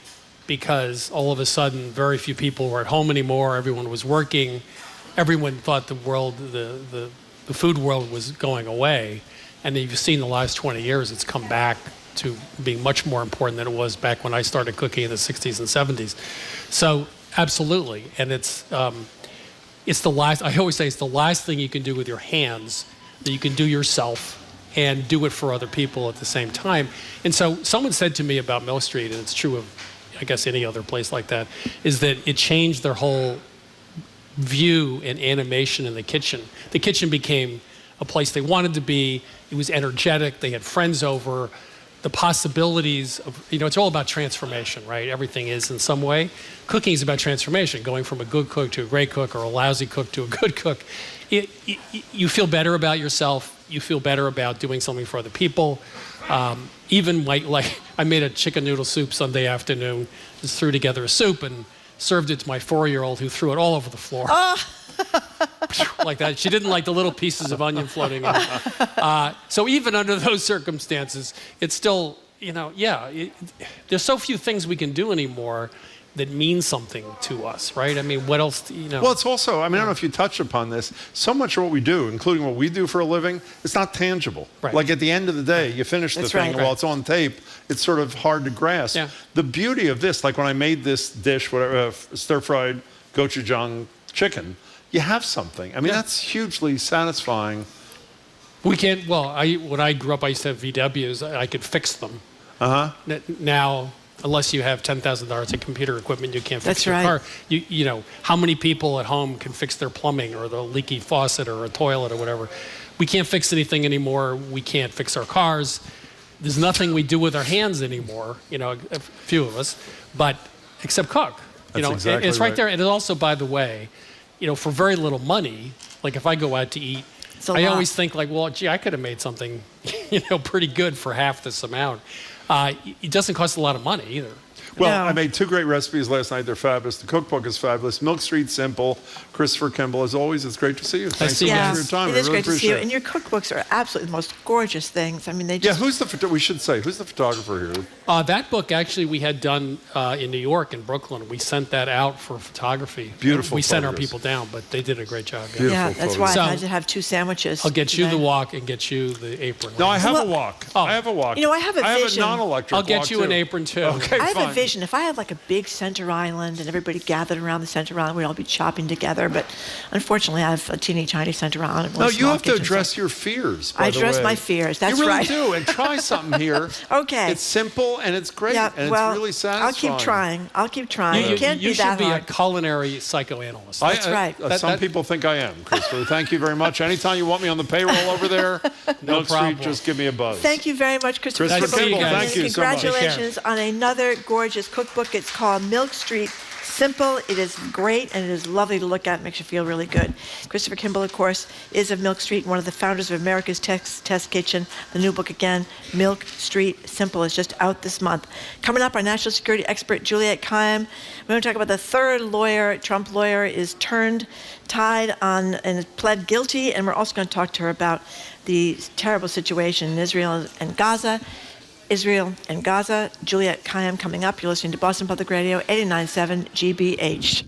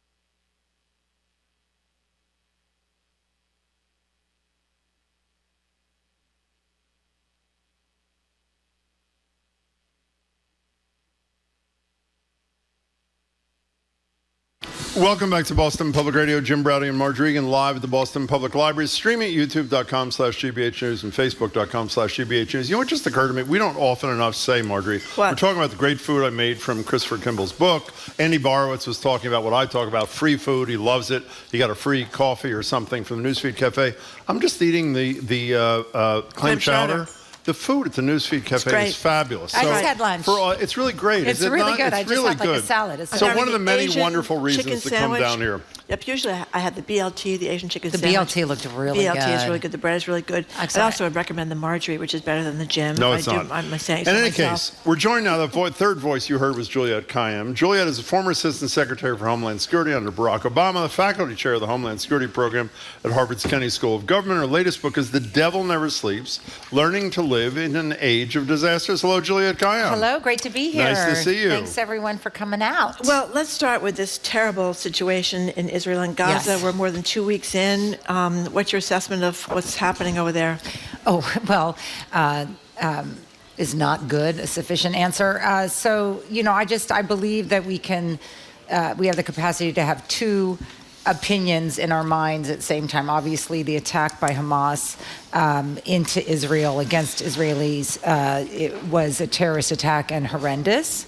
That I find it hard to believe that a country with such a massive intelligence and operational failure just 2 weeks ago can convince me that they're going to go into Gaza with a strategic target against Hamas. And if you and that doesn't solve the problem about what Israel is going to do or what it should do. But I don't think it's honest at this stage, nor do I think, in the same way we weren't honest with ourselves about Afghanistan, that an urban warfare in a highly dense environment with tunnels and weaponry is going to be easy for either party. So what does Israel do about Hamas?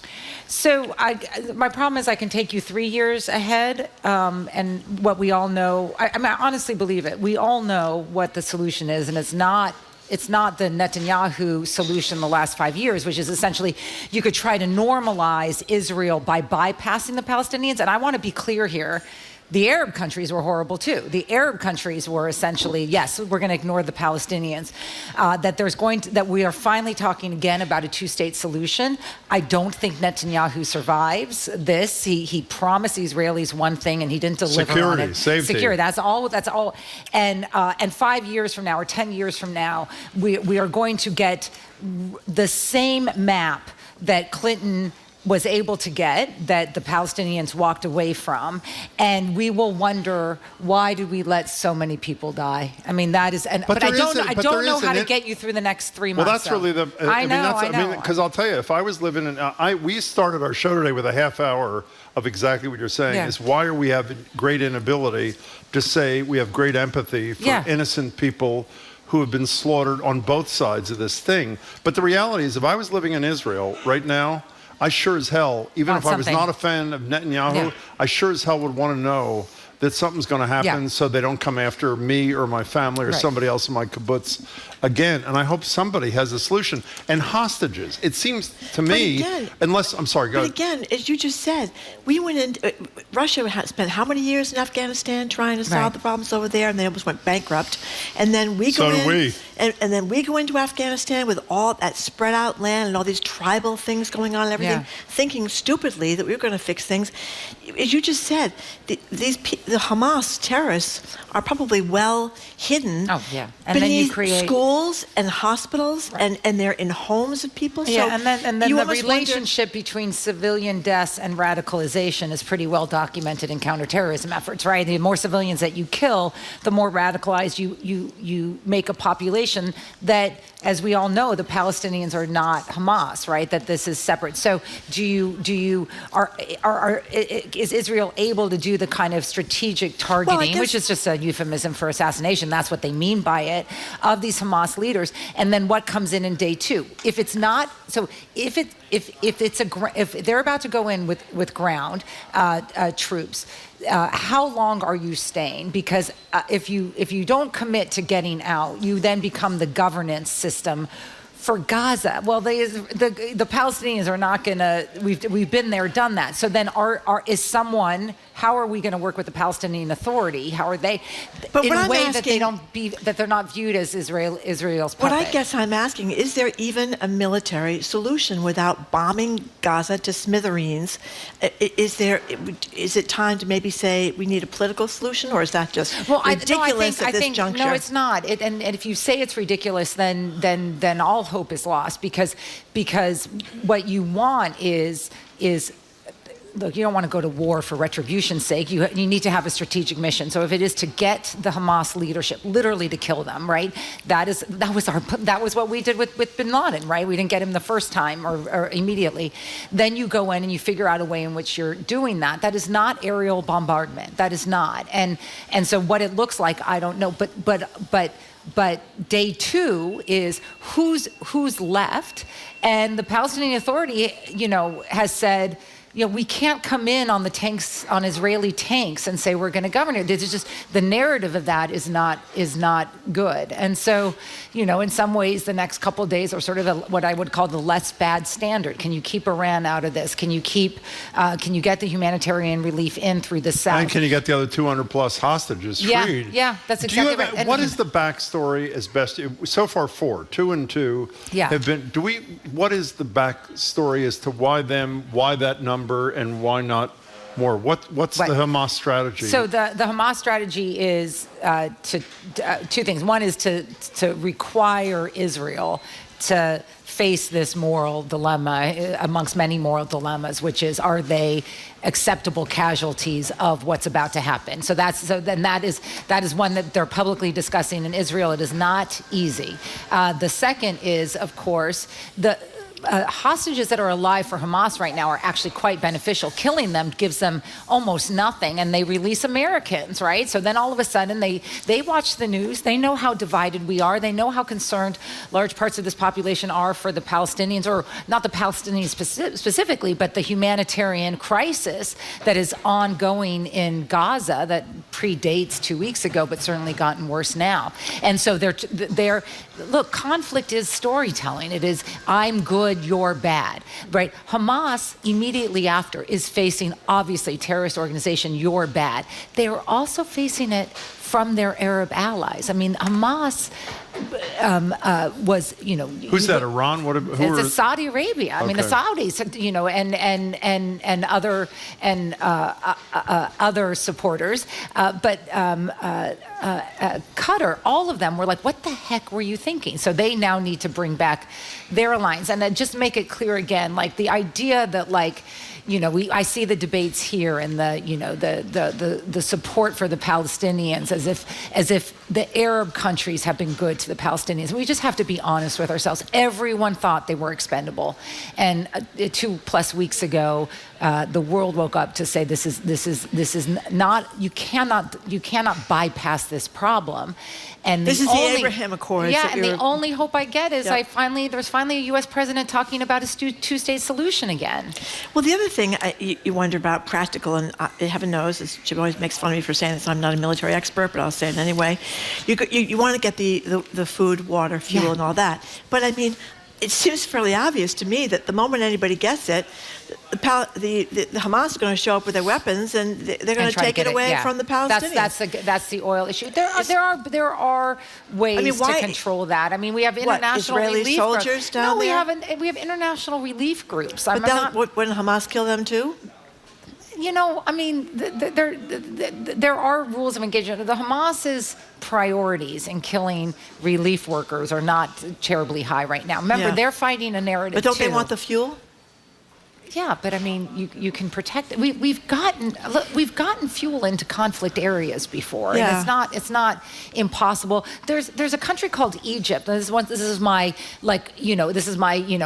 Arabs are not so great. That is it's impossible for them to open up one opening for 10 days, and then they finally open it to be able to protect truck drivers. You got a very strong military country of Egypt, so they could protect. Yes, okay. I'm not so worried about that's the least of the worries. Right? Can we come back to the United States for a couple of minutes and the migrant situation here?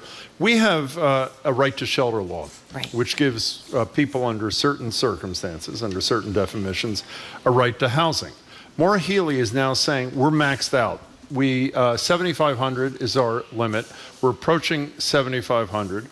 She has been pretty candid, including on the show, to say Joe Biden's got to do more. And while maybe she didn't say it directly, but it's pretty clear that what Joe Biden did for Venezuelans, if he did for Haitians in this country, and particularly in this state, we might not be in this mess. But she says she continues to honor the law, and places are available. Places will be given to people to live as they become available. And it seems to me, and maybe you don't know this because I don't know if there is an answer, you really can't have it both ways. You either honor the law, and by the way, I'm not saying it can be honored because the numbers are so intense, or you acknowledge that they are too great and we can't shelter people who are statutorily mandated to. By the way, 60 in a poll, UMass Amherst this morning in the Globe, 63% of the residents of Massachusetts, which I thought was really heartening, support the right to shelter law. So what happens here is, why is Biden not doing for Haitians, for example? We discussed this with Ayanna Pressley, too, who's co-chair of the Haiti caucus in Congress. Why is he not doing for Haitians what he did for Venezuelans, which would allow them to get work permits and go out and work and rent a home? Right. I mean, the worry always, this is called TPS, temporary protective status. The worry is always, right, that then it becomes a magnet. So then, and it's not just we don't want unlawful migration, which as a country that protects its borders, yes, but also it's quite dangerous for people to make these missions. And so you do want to set a narrative that it is not easy to get in. But the Haitian crisis in Massachusetts is profound. And I'll be honest, my understanding of the reading of the law by the governor's office is that the emergency provisions will prioritize, because we just simply don't have the capacity, women with children, pregnant women, and we may not be able to sufficiently satisfy others in those pools. So I think what they're using the emergency powers to basically create a pool of those who clearly satisfy the statute, and then we'll see what happens. But I do, to her credit, I want to say, I mean, this has been difficult. The problem with migration and immigrant issues is that they get caught up in this whole federal and who's us and them and immigrants and whatever. And really, when you think about it for Massachusetts, it's a logistical challenge, right? It is, in other words, we have people who need homes. We don't have enough homes. What are we going to build? Can we retrofit X, Y, or Z? And at the same time that she announces this, that we need a federal solution because of the state law, we simply don't have capacity, that she mentions that we might not be able to satisfy the shelter requirements. She also announces that the person who's going to run this is not an immigrant advocate, is not someone from the groups, is not someone who cares about refugees. It is, Scott Rice, who was the adjunct general. He was the deputy head of the National Guard down in D.C. It's a logistics problem. You've got a pool. And you pool of people, and you need to shelter them. And it's a huge financial problem. And I would really love. I think once we view this as a, I don't mean to be heartless about it, but I often believe that if we can solve the operational crisis, the legal and political one will follow. But we just can't do it if you're merging everything, right? So we just started, give him a couple weeks and see if we can figure out ways in which we can take care of this horrible situation for the people who are coming here for reasons that we have no control over. Talking to Juliette Kayyem.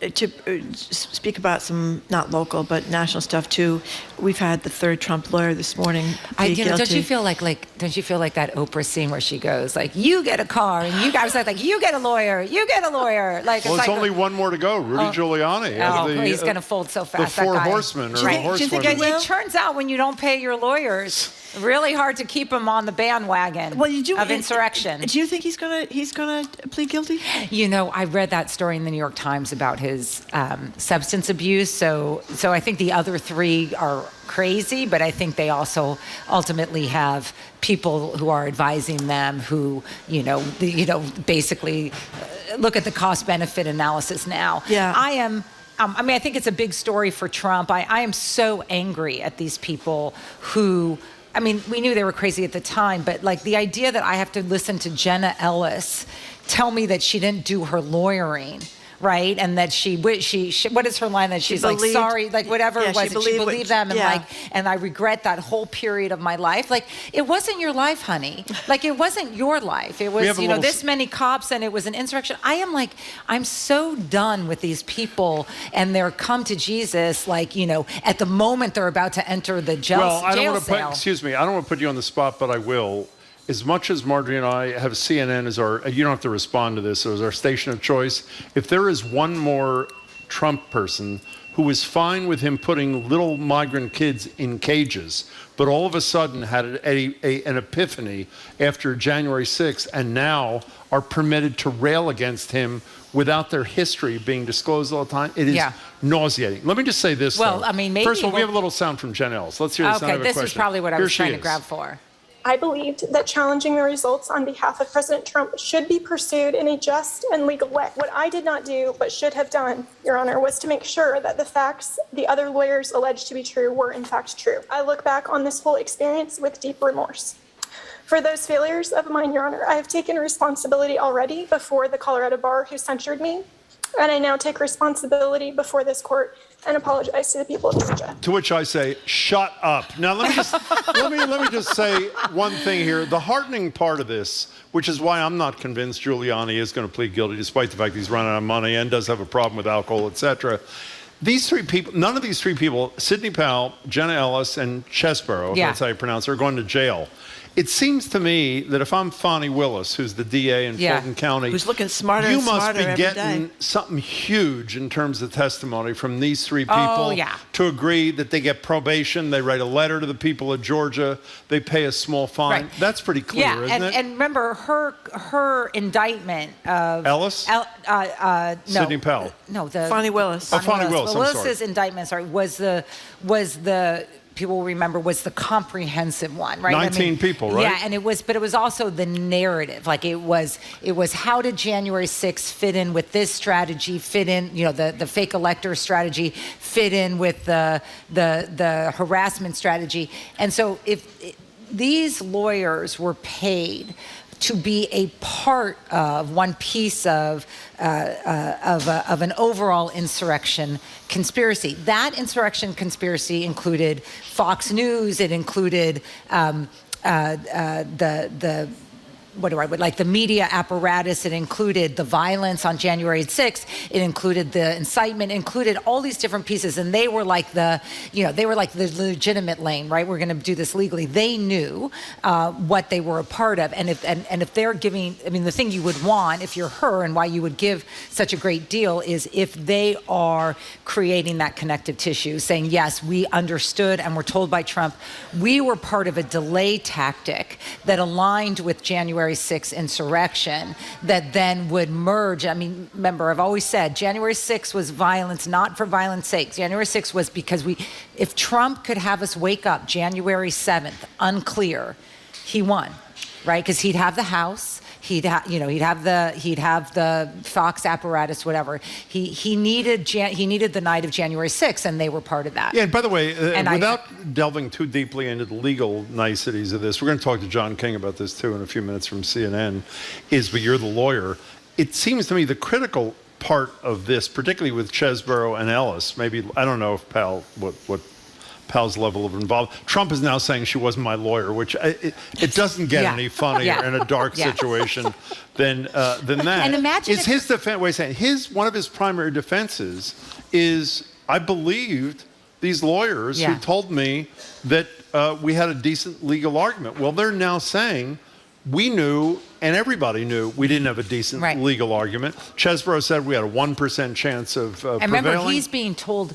Remember, with Trump, the January 6th committee had those people testifying. The former DOJ officials and the White House counsel officials are also telling Trump simultaneously there's no case. BS, so the private attorneys know it. The public attorneys know it. The point is it undercuts his primary defense in these things, which is huge. Right. No, it is. And I'm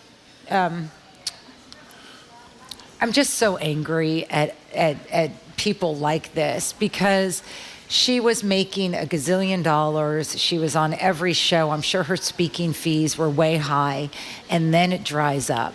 And now all of a sudden you're going to say, please forgive me. Sometimes it's like it's our country and you planned an insurrection. I don't need you to go to jail for 100 years, whatever. I just don't need to accept your apology, right? In other words, I want her life to be So do you think ruined. She's being treated too? Do you think the three of them are being treated too lightly by No, because my sense is what you said, which is they're given a lot. So let's get back to Giuliani. I know progressives are so focused on jail. I'm less focus on that than Not on me. than on does he not become president? That because I can't guarantee that yet. You'd be comfortable if he negotiated a deal with Jack Smith Yes. that said, Period. I will never run for public Absolutely. office in return for which all charges are dropped. You'd be okay with that? Absolutely. I'm telling you now, because you tell me, I'm looking at that polling, and you tell me Well, how that's he a good doesn't point, get the too. nomination. Well, he is going to get the nomination, but let's hope he's not that's what gonna I'm win. saying. So he's got the nomination. Now I got to like go through this whole. But one last quick mashugana thing, again. because we're almost out of time here. Giuliani could plead if he got some small jail time, couldn't he? Yeah. I mean, that would be the thing. He doesn't have enough money to pay his lawyers. You need really good lawyers to get through this whole thing. Yeah. And that's a possibility. I'd say a life sentence is just about right as far as I'm concerned. Juliette Kayyem, it's great to see you. Thank you so much for joining us. We appreciate it. Thank you very much, Juliette Kayyem. We've been speaking with our national security expert, Juliette Kayyem. She's a former Assistant Secretary of Homeland Security under President Barack Obama, the faculty chair of the Homeland Security Program at Harvard's Kennedy School of Government. Her latest book is The Devil Never Sleeps, Learning to Live in an Age of Disasters. And you see Juliette all the time on CNN. We're going to speak to somebody else from CNN in just a second. John King from CNN and, of course, from Dorchester. We'll talk to him about the speakerless House of Representatives. We'll talk about Trump's lawyers. We just talked about that with Juliette. We have 3 of them now pleading guilty. And the apparent confusion the former president has about the word indictment. He doesn't seem to know what indictment means, even though he's been through 4 of them. All that is next on Boston Public Radio 89.7 GBH.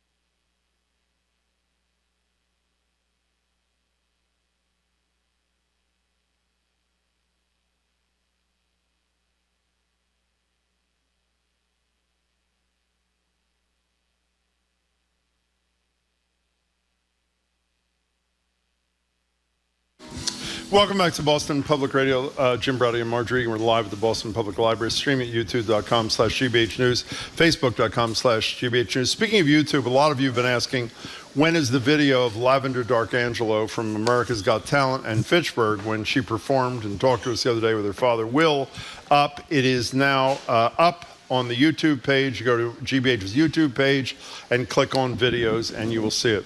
Joining us now is CNN's chief national correspondent, John King, host of the reporting project All Over the Map. Hello there, John. Happy Tuesday. Busy Tuesday. And to you. So, John, what is the latest on the efforts to get a new speaker? What's happening?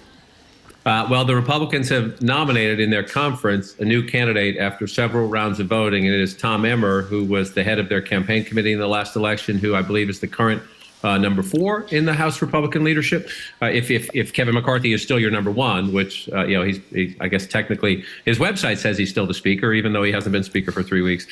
So now they have to take it to the floor and see if they can finally get to a Republican majority to elect Tom Emmer speaker, or if they can strike a deal with Democrats to get some Democratic votes to help. I was just looking at some reporting from our Capitol Hill team, who says there are still, as of right now, as we have this conversation, too many holdouts or too many people who say they will not vote for Emmer on the floor.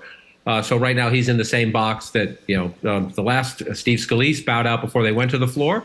And then, Jim Jordan took it to the floor for several votes and he couldn't get to a majority.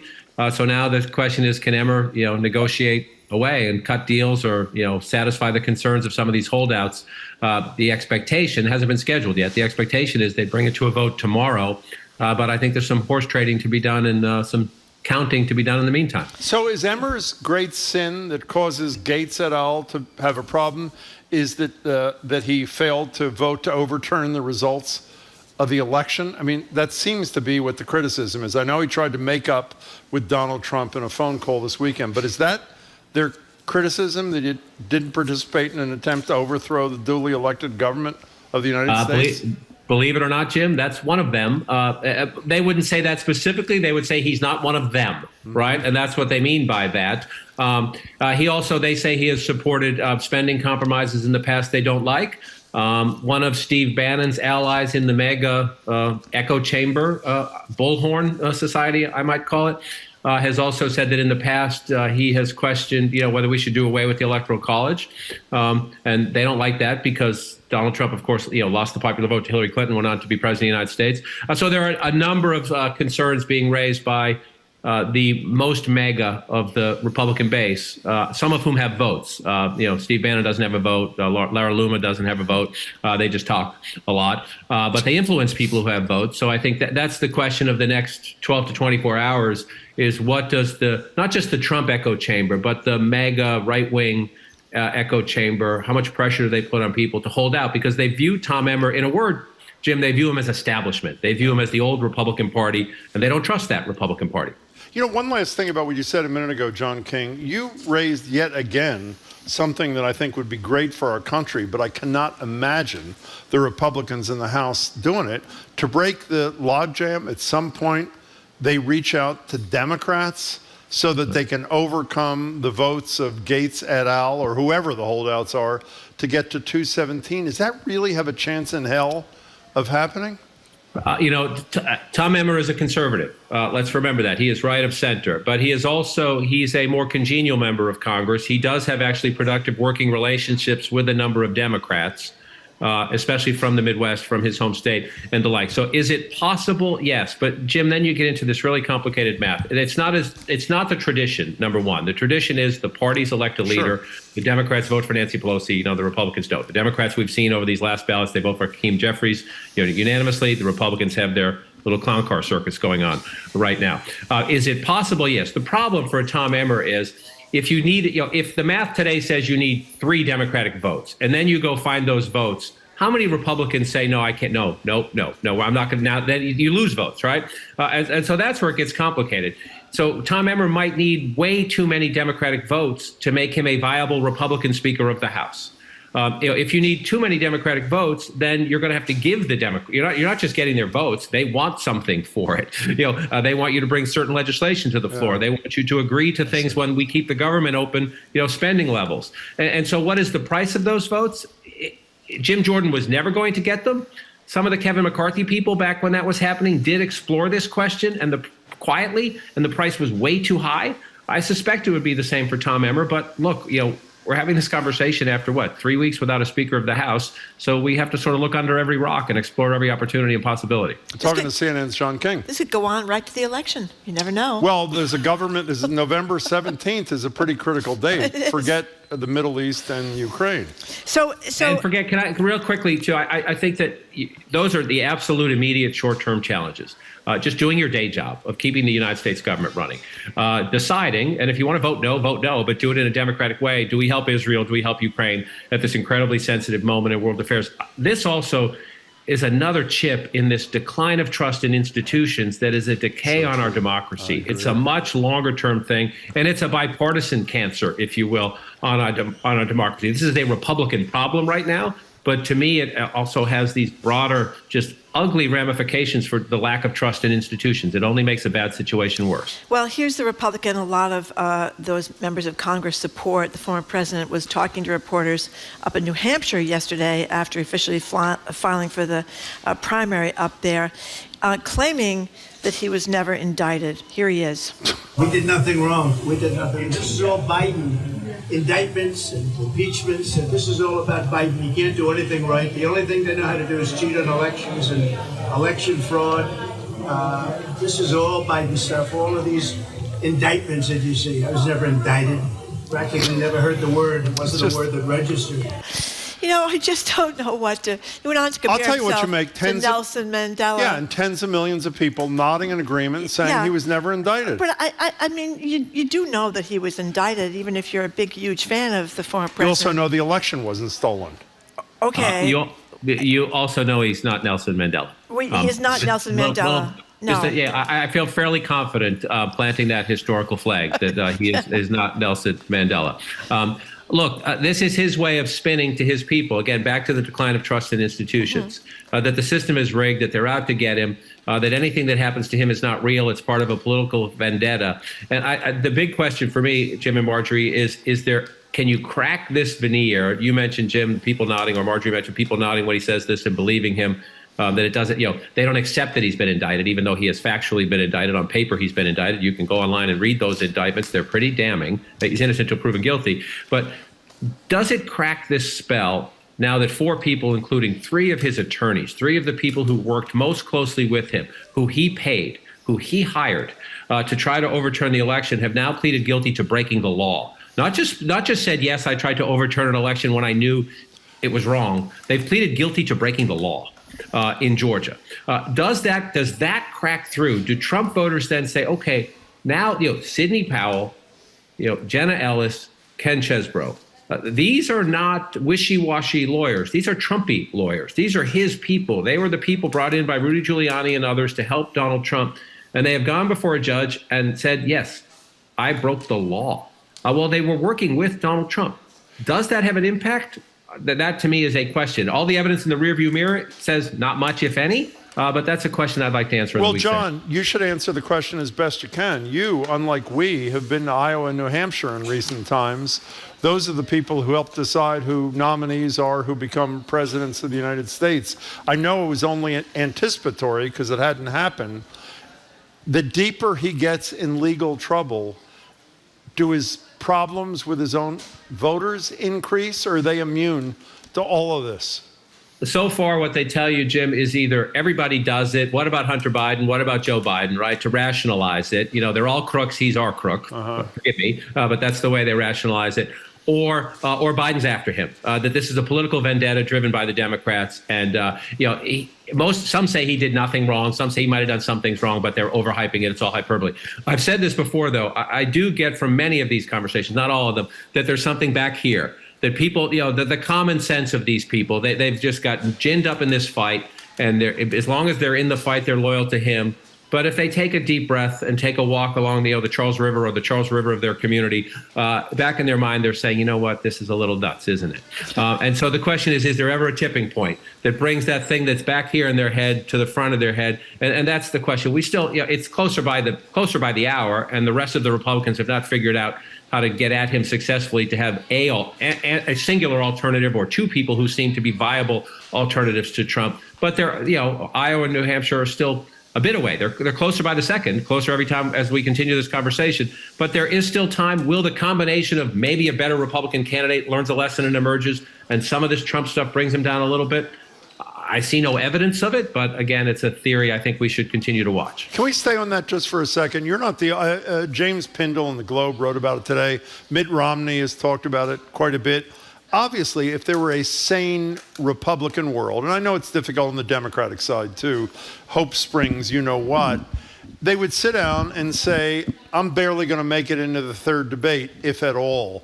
Is there any movement in that direction, with people saying the only way Donald Trump gets defeated in the primary is with one candidate to rally behind, whether it's DeSantis or whoever it is? That's pipe dream stuff in politics, right? Because everybody deludes themselves into things. Like Tim Scott, I saw he's redirecting all his money to Iowa, where I think he's in 5th place. And all of a sudden, the voters of Iowa are going to have an epiphany because he's going to fly there once a week. There's no movement in the direction of unity behind one opponent, is there? Not any significant moment. I would say you get the fact that Ron DeSantis' super PAC is now spending a lot of money attacking Nikki Haley tells you they see some movement there. I do not want to overstate it, but that they see some growth there that concerns them. that at the beginning of the campaign, DeSantis said, I'm the alternative to Trump, and he has just failed to show that. Nor has she, but you do anecdotally pick up, and this foreign policy crisis may help her because of her experience at the United Nations as an ambassador and the like. And so she's trying to gain a little bit of traction in the news of the moment, if you will. And clearly she has DeSantis's attention. But the Scott thing is interesting. You're right, Jim. It's a sign that he's failing.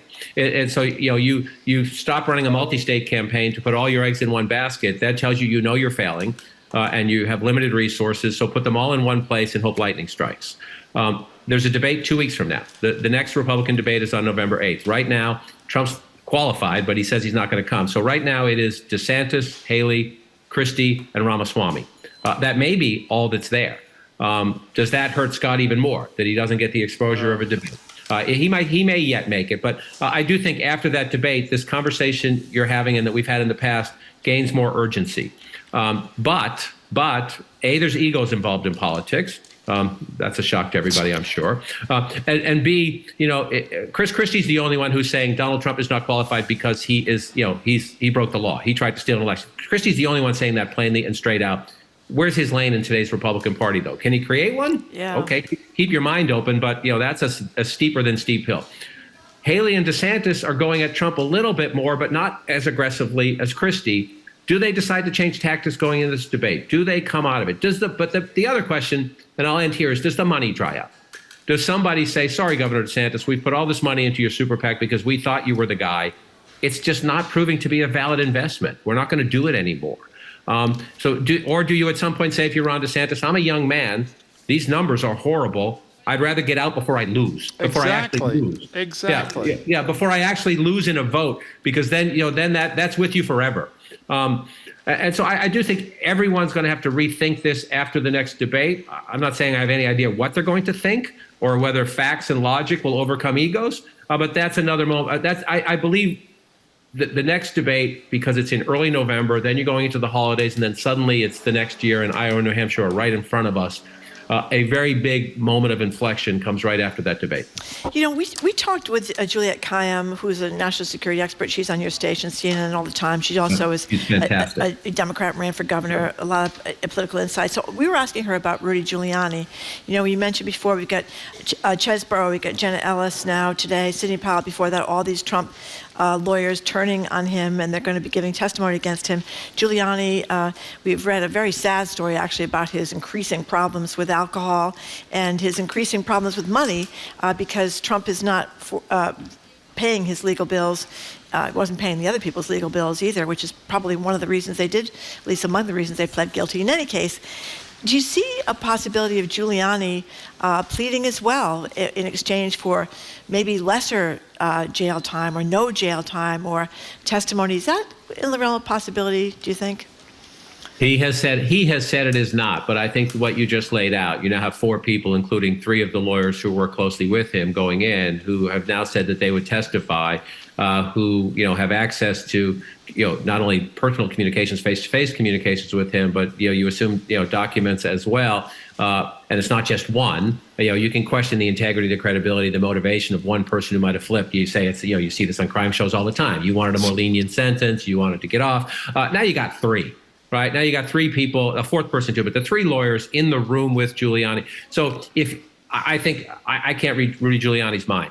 I can tell you that and Juliette knows this space better than I do. If you are a very good lawyer and you are Rudy Giuliani's lawyer, you are at least telling him, do we need to talk about this? Yeah. Your peril has increased. These are credible. These will be very credible witnesses against you.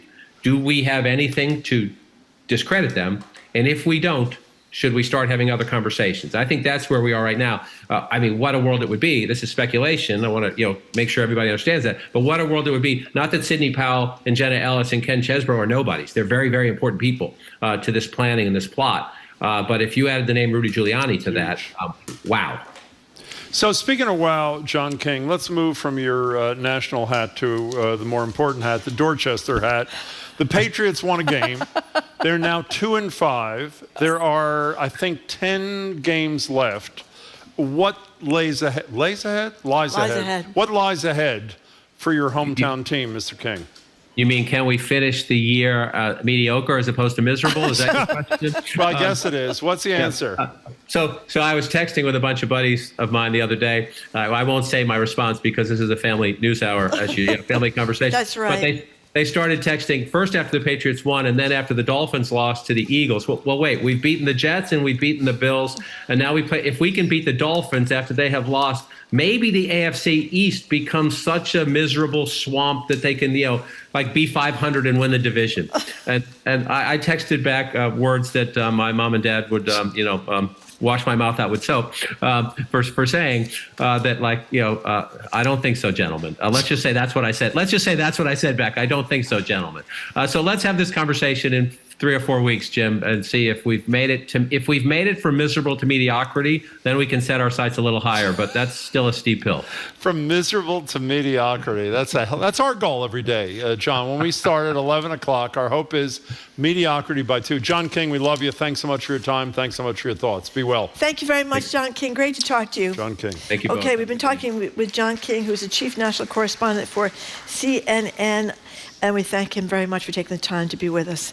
Up next, we're going to talk to you something we talked about before, but Jim insists on talk about it again, I should say. How often do you need to shower? Is it every day, like some people do, or is it less often? And we're going to give you the compelling reasons why maybe you don't need to shower every day. You're listening to Boston Public Radio, 89.7 GBH.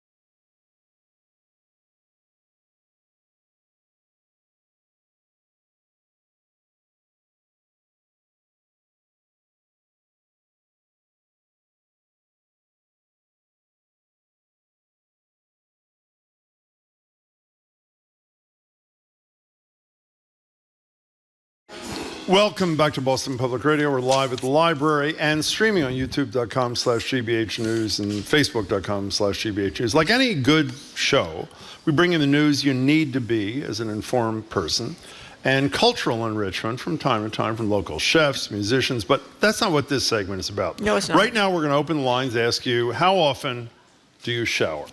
Just about 60% of Americans, this is what the New York Times says, surveyed in 2021. Big story today. Say they shower daily. I would be among those 60%. I find that number alarmingly low, though. Apparently, there are a ton of people, Marjorie included, who don't shower daily, maybe in some cases not even weekly. A recent New York Times article states that showering daily is useful if you sweat a lot, quote, whether from exercise, your job, or your natural predisposition to perspiration. That might explain my daily habit, very high-intensity job, standing for 3 hours a day. The lines are open. If you don't shower daily, we really want to hear from you. What is wrong with you, Marjorie? 877-301-8970. And by the way, we should bring an old standard in.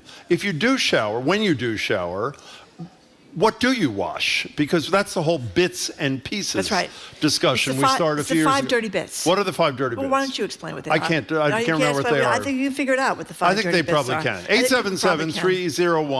877-301-8970. Now, I do shower every single day. I've probably done that for decades. Why do you not shower every day, Marjorie? Because dermatologists will tell you that it's not good for you really to shower every day, that it dries out your skin. It can make your skin itchy. It can make it flake. But you just read that this morning. morning. You didn't know that yesterday.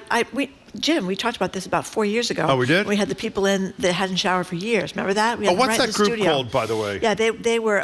some biome people. Yeah, it was a while ago. It was 2016. We interviewed this guy, David Whitlock. He went for 12-plus years without showering. Jim, remember that? He smelled like crap, though. Did Do you not. remember? He No, did he actually not. didn't. He Do you remember what I did? I walked great. over You and sniffed him. I sniffed We his both sniffed him. from behind his That's right. armpit, and it was I did. It was perfectly fine. Well, here's the sound from him. His perspective on living without a daily or even semi-daily rinse. At this point, he had not showered for 12 years. Here's Dave Whitlock. After a couple months, you stop missing it. Really? That was my experience. That yeah, for the first, it was, you get up and, the first thing you do is take a shower. And, after a couple months, that kind of went away. I should say, when he was in our studio, you remember, he had barnacles growing on him. I don't know if you're... We're 877-301-8970. By the way, the company that he worked for, which has this something special that causes you to be able to not shower, is called AO Biome, and we think it still exists. Now, Marjorie, in this piece in the New York Times, now remember, New York Times, this is not some rag. They also talk about applying soap to sensitive skin around certain portions of your body. Could you read that section? I'm not going to read those either. You read those. It's in the New York Times. It's in the New York Times, Jim. Go right ahead. That said, it's wise to be careful when applying soap to the sensitive skin around the genital area. That's right. This doctor said. Read the rest of the paragraph. I'm not going to read the rest of the paragraph. Yes, she will. No, I won't. Margie will read it in a couple of... It's in the New York Times, It's in the New York Times. Well, it's not a rag. Why don't you go right ahead? I want to read about this stuff. Maybe I will. Here's the bottom line. What is the bottom line? The bottom line is, if you have oily hair, you want to wash it more often. I don't have Maybe oily when hair. you're a teenager, you might want to wash. I don't have oily because hair. you're worried about getting acne or something Okay. like that when you're a teenager. Or you work out a lot. If you I don't work out sweat a a lot. lot. If you I don't sweat a sweat at lot, all. you have oily hair. Yeah. Then I don't you may do that wanna, either. I don't okay, either. You don't need to take a shower I don't have every day, dandruff. Jim. That's another thing Dandruff, they that's say. another reason to. But other than that, you don't really need to do it, and it's not necessarily good for the rest of your skin. And if you do shower every day, you're not supposed to wash your arms or your legs or parts of your body that are not included in these so-called dirty bits. Now, why is that? Why should you know? Because they don't get dirty. They don't? No, and a lot of actually, in this piece, they say some of the dirty bits would do better with just water instead of soap. Now, do you, by the way, are you buying that I'm buying for a it, Jim. second? The dermatologists, they know best. I'm really Seth not. from Salem, what do you think, Seth? Hey, Seth, what's your deal? Oh my God, I got to tell you, I am totally gross. Yeah. Totally gross. So Why is that? Yeah, that's what everybody tells me anyway. Mm-hmm. But the simple fact of the matter is, showering every single day strips your body of like important things that keep you healthy. That's and right. I found that as I have showered less frequently, I shower when I need to shower, and I don't shower when I don't need to shower. And I am far more healthy now. I get far fewer colds. I don't think I smell. Maybe other people do. Yeah. You have any friends that could call us or not? Seth, how often on average? How often on average do you shower? Let's get down to it here. Probably 3 times a week. Oh, well, that's not horrible. Go ahead. Well, the reason why I shower 3 times a week is because I'm out and I do land surveying, and when I'm out land surveying, I get into poison ivy, I get into all that stuff. So I have to, otherwise I will be covered in poison ivy. I understand that. Yeah, Seth, we have a lot of people who are texting in who are landscapers. Seth, thank you. And they're for the doing call. a lot of showering when they're doing landscaping. Here's Kay from Watertown. When I'm landscaping, I shower my body every day because I'm sweaty and dirty. However, I have curly hair. I only wash it when it's full of dirt. Curly hair people shouldn't wash their hair more than 3 times a week. And that's the other thing. How do you decide when you're going to shower if you don't shower every day? What's the thing that happens that you say, I'm going to shower today? Well, usually if it's been a couple of days. Yeah. So it's just a time thing. Yeah, it's a time You're going to thing. shower today, for example? I don't know. I'll see how I feel later today. People think Marjorie should shower today. Raise your hand if you. Well, obviously, a lot of very honest And the other people in the thing, back do. Men versus women. I do. mean, a lot of women, if they're going to shower, then are they going to wash their hair? Maybe they don't want to wash their hair because it's a pain in the neck to wash your hair, especially if you have to do something with your hair, like blow dry it or set it or style it or something like that. So then you have to decide: do you wrap your hair in a towel? Do you put it in a little shower cap? Do you just put it in a bun on top of your head? What do you do if you're taking a shower and you're not going to wash your hair? Can I ask you a question? Since you won't read that paragraph, and I'm not going to read it either. I'm going to read only It's a little part of too it. graphic for well, me, it is, Jim. but it's in the New York Times. Okay, it's a in the New York Times. It's a dermatologist. You keep saying that. Well, it's fine to use a mild fragrance-free cleanser around the blank, as well as the groin folds. Yep. What is a groin fold? I don't know, Jim. I do not know. Can you look it up? I do not know. Okay, it doesn't sound good. And she also says you're supposed to use, even if you are showering every day, to minimize skin dry, you're supposed to use a very mild soap, like something like Dove Original Beauty On what Bar. areas of your body? On the 5 dirty bits that you're worried about washing. Yeah. So those are really big. And listen to this. Yeah. You're not supposed to rub after your shower. You're supposed to just pat your skin dry. That's so I guess you're not supposed to take the towel and go back and forth across your back. What's the reason for that? You don't know it that doesn't either. say the reason. And you are supposed to apply moisturizer from head to toe on damp skin. Fine. Risa in the car. Thank you for calling. Hey, Risa, what's on? Oh, hi. Long-time listener. First-time caller. Love that. Yeah. Jim, does Yeah. Marjorie ever smell to you? Actually, she does. Yes. I'd say generally 2 or 3 times a week the staff complains behind her back. Yeah. Okay. Yeah. What else do you want to know? I just wanted to say that I had COVID recently, and I did not shower for 3 days. I couldn't even lift my head from the pillow. Well, that is a decent excuse, Risa. I'm not quarreling with that. But how about when you don't have COVID, which is most of the time? What are you doing with the shower thing? It's all about hair, Jim. It's all about whether I have to blow my hair dry. So usually I do not shower every day unless I want to wash my hair. But sometimes I take a bath. Wow. I happen to love baths. Yeah, Don't they say, wait, don't go away, Risa. Doesn't this story also say baths are a bad thing, Marjorie? Yes. Why is that? Because you're sitting.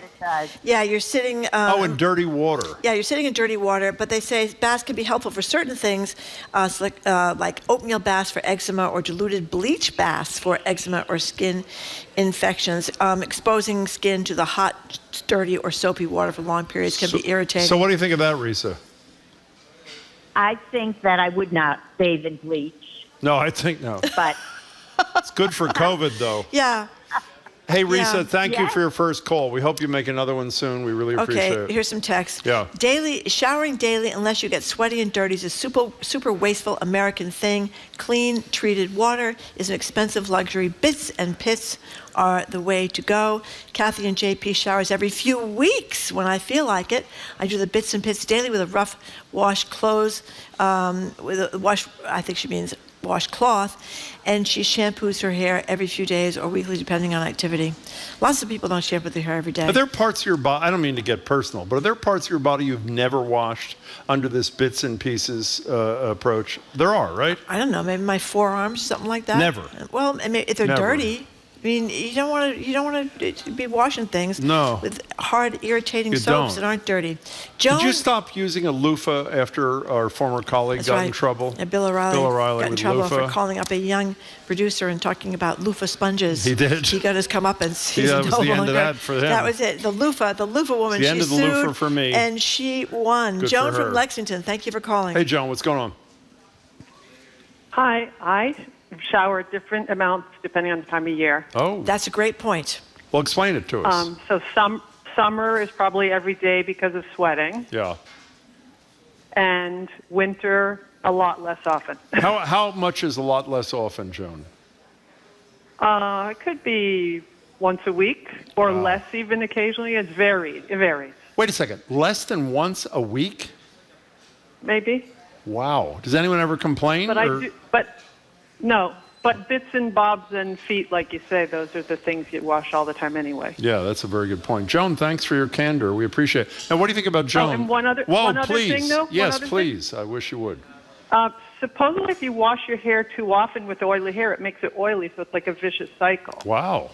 Margie, did you know that? I did not know that. Well, Joan, thank you for that little tidbit. We didn't know that. We appreciate your call. Thank you. What do you think about Joan in winter, sometimes showering less than once a week? Is that a problem for you? I think if you're not bothered by it and you're Well, how about doing other people bothered by it? Well, I think maybe if other people are bothered by it, maybe they point that out Would to you like to work with someone who showered once every 10 days? Yes or no? Well, the guy that didn't shower for 12 years, we were right next to him in the studio. He would say, after all that time, your body adjusts. Yeah, but he did whatever that product was. He put that product some on dirt. him or something. It was like oh, dirty. yeah, wasn't that it? Like some he used weird dirt. Yeah, that was very weird. Do you want to read that paragraph from the New York Times weird. story? No, I don't want to read that. Here's a beaver in Forge Village. I don't sweat Who? much. Beaver in Forge That's Village. That's the person's name? I guess so. I don't sweat much. I never use soap on my face. Water only. I shower every other day and don't use soap. And a lot of people... don't use soap? Yeah. Don't use soap all the time. Lots of people don't use soap all the time. Here's a text that says, here's one word, bidet. Remember, we used to do the guys from This Old House? Yeah. They always had, people were big on bidets. Well, they're huge in Western Europe and Eastern Europe, actually. They're just not big in the United States. Tori from Maine says, I take a very hot bath 2 times a week and soak in Epsom salt for 30 minutes. What's that for? It's not just about clean. It's so therapeutic and helps me sleep. I don't use soap. And somebody else... But wait. You made the point before from the New York Times article. If you're in a bath, you're bathing in dirty water, are you not, by definition? Well, they mention taking oatmeal baths for eczema or sitz baths or diluted bleach baths. What's a sitz bath for?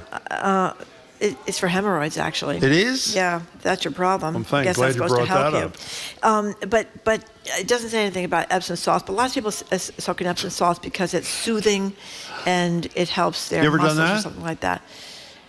Usually you do that if you have a swollen ankle. Don't you put your foot in Epsom salt for swollen ankles? I have no idea. I think so. Okay, can we take some calls? Yeah, we'll take some calls. Let's go to Mary in Salem. Hi, Mary. Hi, Mary. How are you? Hi, how are you? Excellent, thank you. For taking my call. Sure. Hey, Jim, you're gonna love what I do. What do you do? I do shower every day. Yeah. And I love a bath, a nice hot bath. Yeah. But before I take a bath, I take a shower. Yeah, I know there's some people do that. And what's your thinking there, Mary from Salem? Well, I understand you're sitting in a tub with, you need a bath so your body is dirty. Yeah. So I want to enjoy the bath without the dirt. Worrying about sitting in dirty water. Mary, can I tell you, you're a genius. What do you think about that? You take a shower before you get in the bath, and thus you will not be enveloped in dirty water. Or you rinse off the dirty water when you get out of the bathtub. Yeah, how about that? Yeah, you can do that, right? You can do that. Mary, thank you. Thank you. Here's another one that showers every day, because there's no better feeling than crawling into my bed at night after a shower. Well, that is good. I don't shower at night. Do you shower? Because you need a shower in the morning. No, I lost some You do? shower at night. Yeah. Oh. Yeah. Then I don't have to rush so much in the morning. Do you know some, we haven't had anybody yet. Do you know some people shower twice a day? Do you know that? Yeah, we had somebody. I can't find We do? Yeah, I can't find the text that said they showered Do you not twice a day. find a shower enjoyable, by the way? Isn't that? Oh, here's John. What do you I say? shower an average of twice a day. Well, this is a good reason. I work construction. If you're not showering at least every other day, I've got news for you. You are dirty and you smell bad. Well, if you work in construction, you're sweating a lot. That's the point. If you sweat a lot or you run a lot or you do hot yoga, you got to come back and take a shower. You know what this makes me think of? Is there anything more disgusting than when you go in the bathroom at GBH and someone's brushing their teeth in there? Yeah, Does that put you over the edge or not? Does that bother you? It does not bother me. Bothers me. Well, lots of things bother you, Well, Jim. that in particular bothers me. I love to take a bubble bath and soak with a glass of wine, and then I Well, that's always pretty take a good. hot shower afterwards. Well, wait a second. Weren't you talking to Zoe this morning and Hannah about having some sort of tray in the bath That's what you and want. you have a glass sit of in the wine? You sit in the bath, you have a tray across the middle, Yeah. and then you have your glass of wine Yeah. or your preferred beverage and your book or whatever. When was the last time you did that? Well, I was discussing the fact that if your bath goes right up against the wall, it's hard to have the tray because there's no Yeah. place to put the other side of the tray. Yeah. Somebody should invent that, Yeah. the one-sided tray for the bath, and then we'd be all set. But I've often thought about... You know what you could do, by the way, even if you don't have space for it? You could get an Eton emergency crank radio and take that into the bath with a glass of wine. By the way, having a drink while you're in the bath when you're hot is a fabulous thing. Daily shower is unnatural and only a recent invention. Pits and bits are clean when needed. My hair is healthier than when I shower daily. Wow. Lots of people don't think you should wash your hair that much. Where does the Takes pits, away where the did the shine. pits and bits thing come from? You know where it comes from? No. It comes from one of our clever callers we had one Is that time. really true? Well, that's where I heard it. He called us up and said pits and Only bits pits and bits. was the way to go, and I think he had a point. And it's 5 spots, correct? 5 spots, that's correct. 1, 2, 3, 4. What's the 5th spot? Sarah in the car. Excuse me, Sarah, hold on. What's the 5th Why spot? don't you contemplate there are that for a 2 minute. and then 1 and then 1. That's right. That's 4. Sarah in the car. Sarah, what's the 5th bit? Do you know? Exactly. Thank you. No. Well, okay. That's okay. You may participate Well, anyway. I don't. So So my mother was with somebody for 9 years in his later life who did not take a bath or shower at all. And Really? How'd that go? How'd that go? Took a bath or shower. It went fine. He didn't have body odor. He didn't have any skin condition. He looked a lot younger than his age. Really? There you go. Dried out. And what was the he did rationale? sponge face. What was the rationale? Oh, well, that's sort of. What was the rationale for that? The rationale was that the shower and tub were broken, and he just never bothered. Well, that's a whole different. Oh my God! So she was married in a house with no shower or bathtub? That must have been rather. They weren't married. They were living together. Oh. And she did have her own house a couple miles away, so she could go back and shower herself. But he never had body odor. He was always clean. He could wash his hair in the sink when he needed to. Washed his hair in the sink. And I myself only shower twice a week. Well, let's get back to this guy. What'd you think of this guy that washed his hair in the sink and didn't shower for 9 years? What'd you think of him? He was the most amazing man. Really? He was so wonderful. He was so kind. Oh, yeah. Oh, my God. So kind, so thoughtful, so open-minded. Wow. Didn't like controversy. That's great. His clothes were clean. He was clean, yeah. He was clean. That's what you. What else? Water. What else could your mother have wanted? Clean. Hey, Sarah, thank you. That was an excellent call. Thank you. It was her third husband. Well, it wasn't her husband. Her third partner, I think Sarah told our colleague. Amy Grace from Wheelwright says, I'm a horse trainer and I garden in the summer. I shower every day, soap only on my naughty bits, feet, pits, and Nick Faced remove sunblock. Oh, maybe feet are the fifth bit. Feet, yeah. In the winter, I shower almost every 2 days with the occasional shampooing depending on my sweat level, but only at night. Sleeping filthy is uncomfortable. That's a good point. If you change the sheets, you want to take a shower or bath before you get new nice clean sheets. That's a very good point. And we have a recipe from Julie on Cape Cod for a bleach bath. 1 cup bleach in a full clean bathtub, soak for 20 minutes, then shower and apply mild skin lotion. Great for skin rashes, fewer chemicals than a swimming pool. Do this each day for a week until rashes clear up. A dermatologist taught her that. Wait a second. You're a human being bathing in bleach. Well, it's 1 cup of bleach in a full clean bathtub, so it's I would very suggest diluted. that you not do that without talking to some sort of expert. Well, think about what you're swimming in a swimming pool. You know, people love to go to swimming pools. That's chlorine. Is it chlorine? I don't know if that's so good for you. And sometimes I remember I used to see people in college or on the swim team. You know what happened to them? No. Their hair turned green. Is that really true? Yes, it was a problem. How many people do you know whose hair turned green, Marjorie? Well, my roommate's boyfriend was in the Olympics, actually. You never told me this. I did, too. It was only for like 2 weeks. I had to get a new roommate. Why? What happened with her? She's the one that didn't want to have sex in the room? No. Or drugs? You told me one of them wouldn't have sex in the room or drugs. No, that was not. You're mixing up the stories. Which one was this? She was the woman that I was briefly a roommate of, and her boyfriend. Oh, she was the evangelical. No, that was a different one. Okay, fine.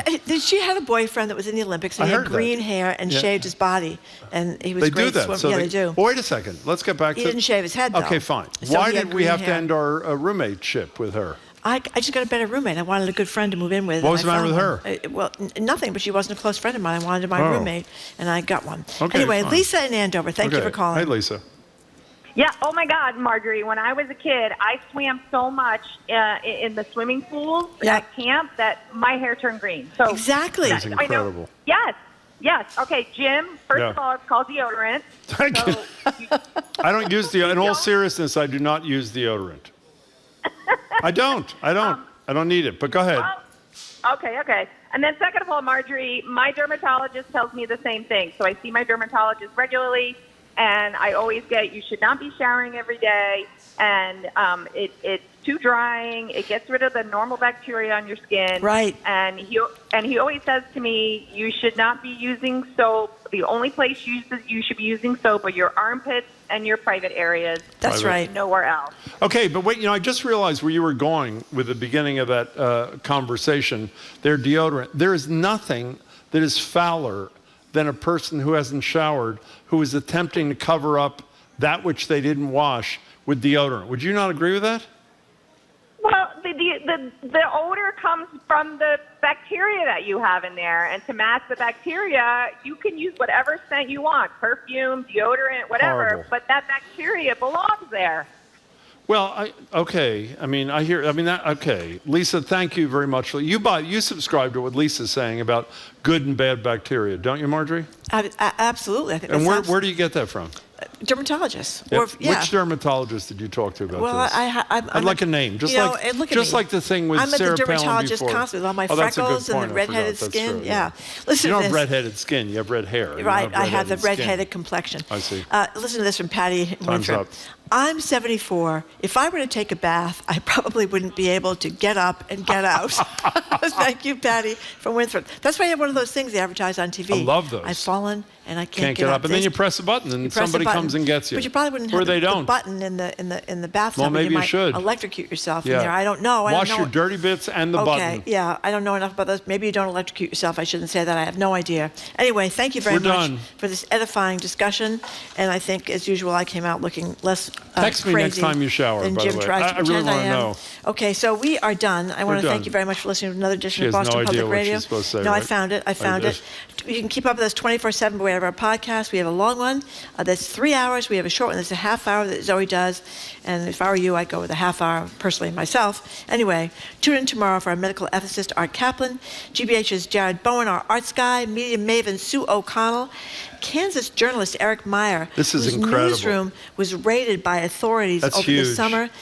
That's a great story. I mean, it's not a good story, but it's a fascinating story. It is. And wait till you hear about this. David Abel, who is a great journalist, just did this new documentary, Inundation District. It is about the seaport and how the seaport's days are numbered, and the flooding down there. It's frightening. It's really frightening. It's a frightening. play on words, Innovation District and Inundation look ridiculous for not planning better for this. It's a great film. I want to thank our crew, Zoe Matthews, Aidan Conley, Nicole Garcia, Hannah Loss, our engineer, John the Claw Parker. Our executive producer is Jamie Bologna. I'm Marjorie Egan. I'm Jim Browdy. Thanks again for tuning in. Hope you can tune in tomorrow, and hope you have a great afternoon.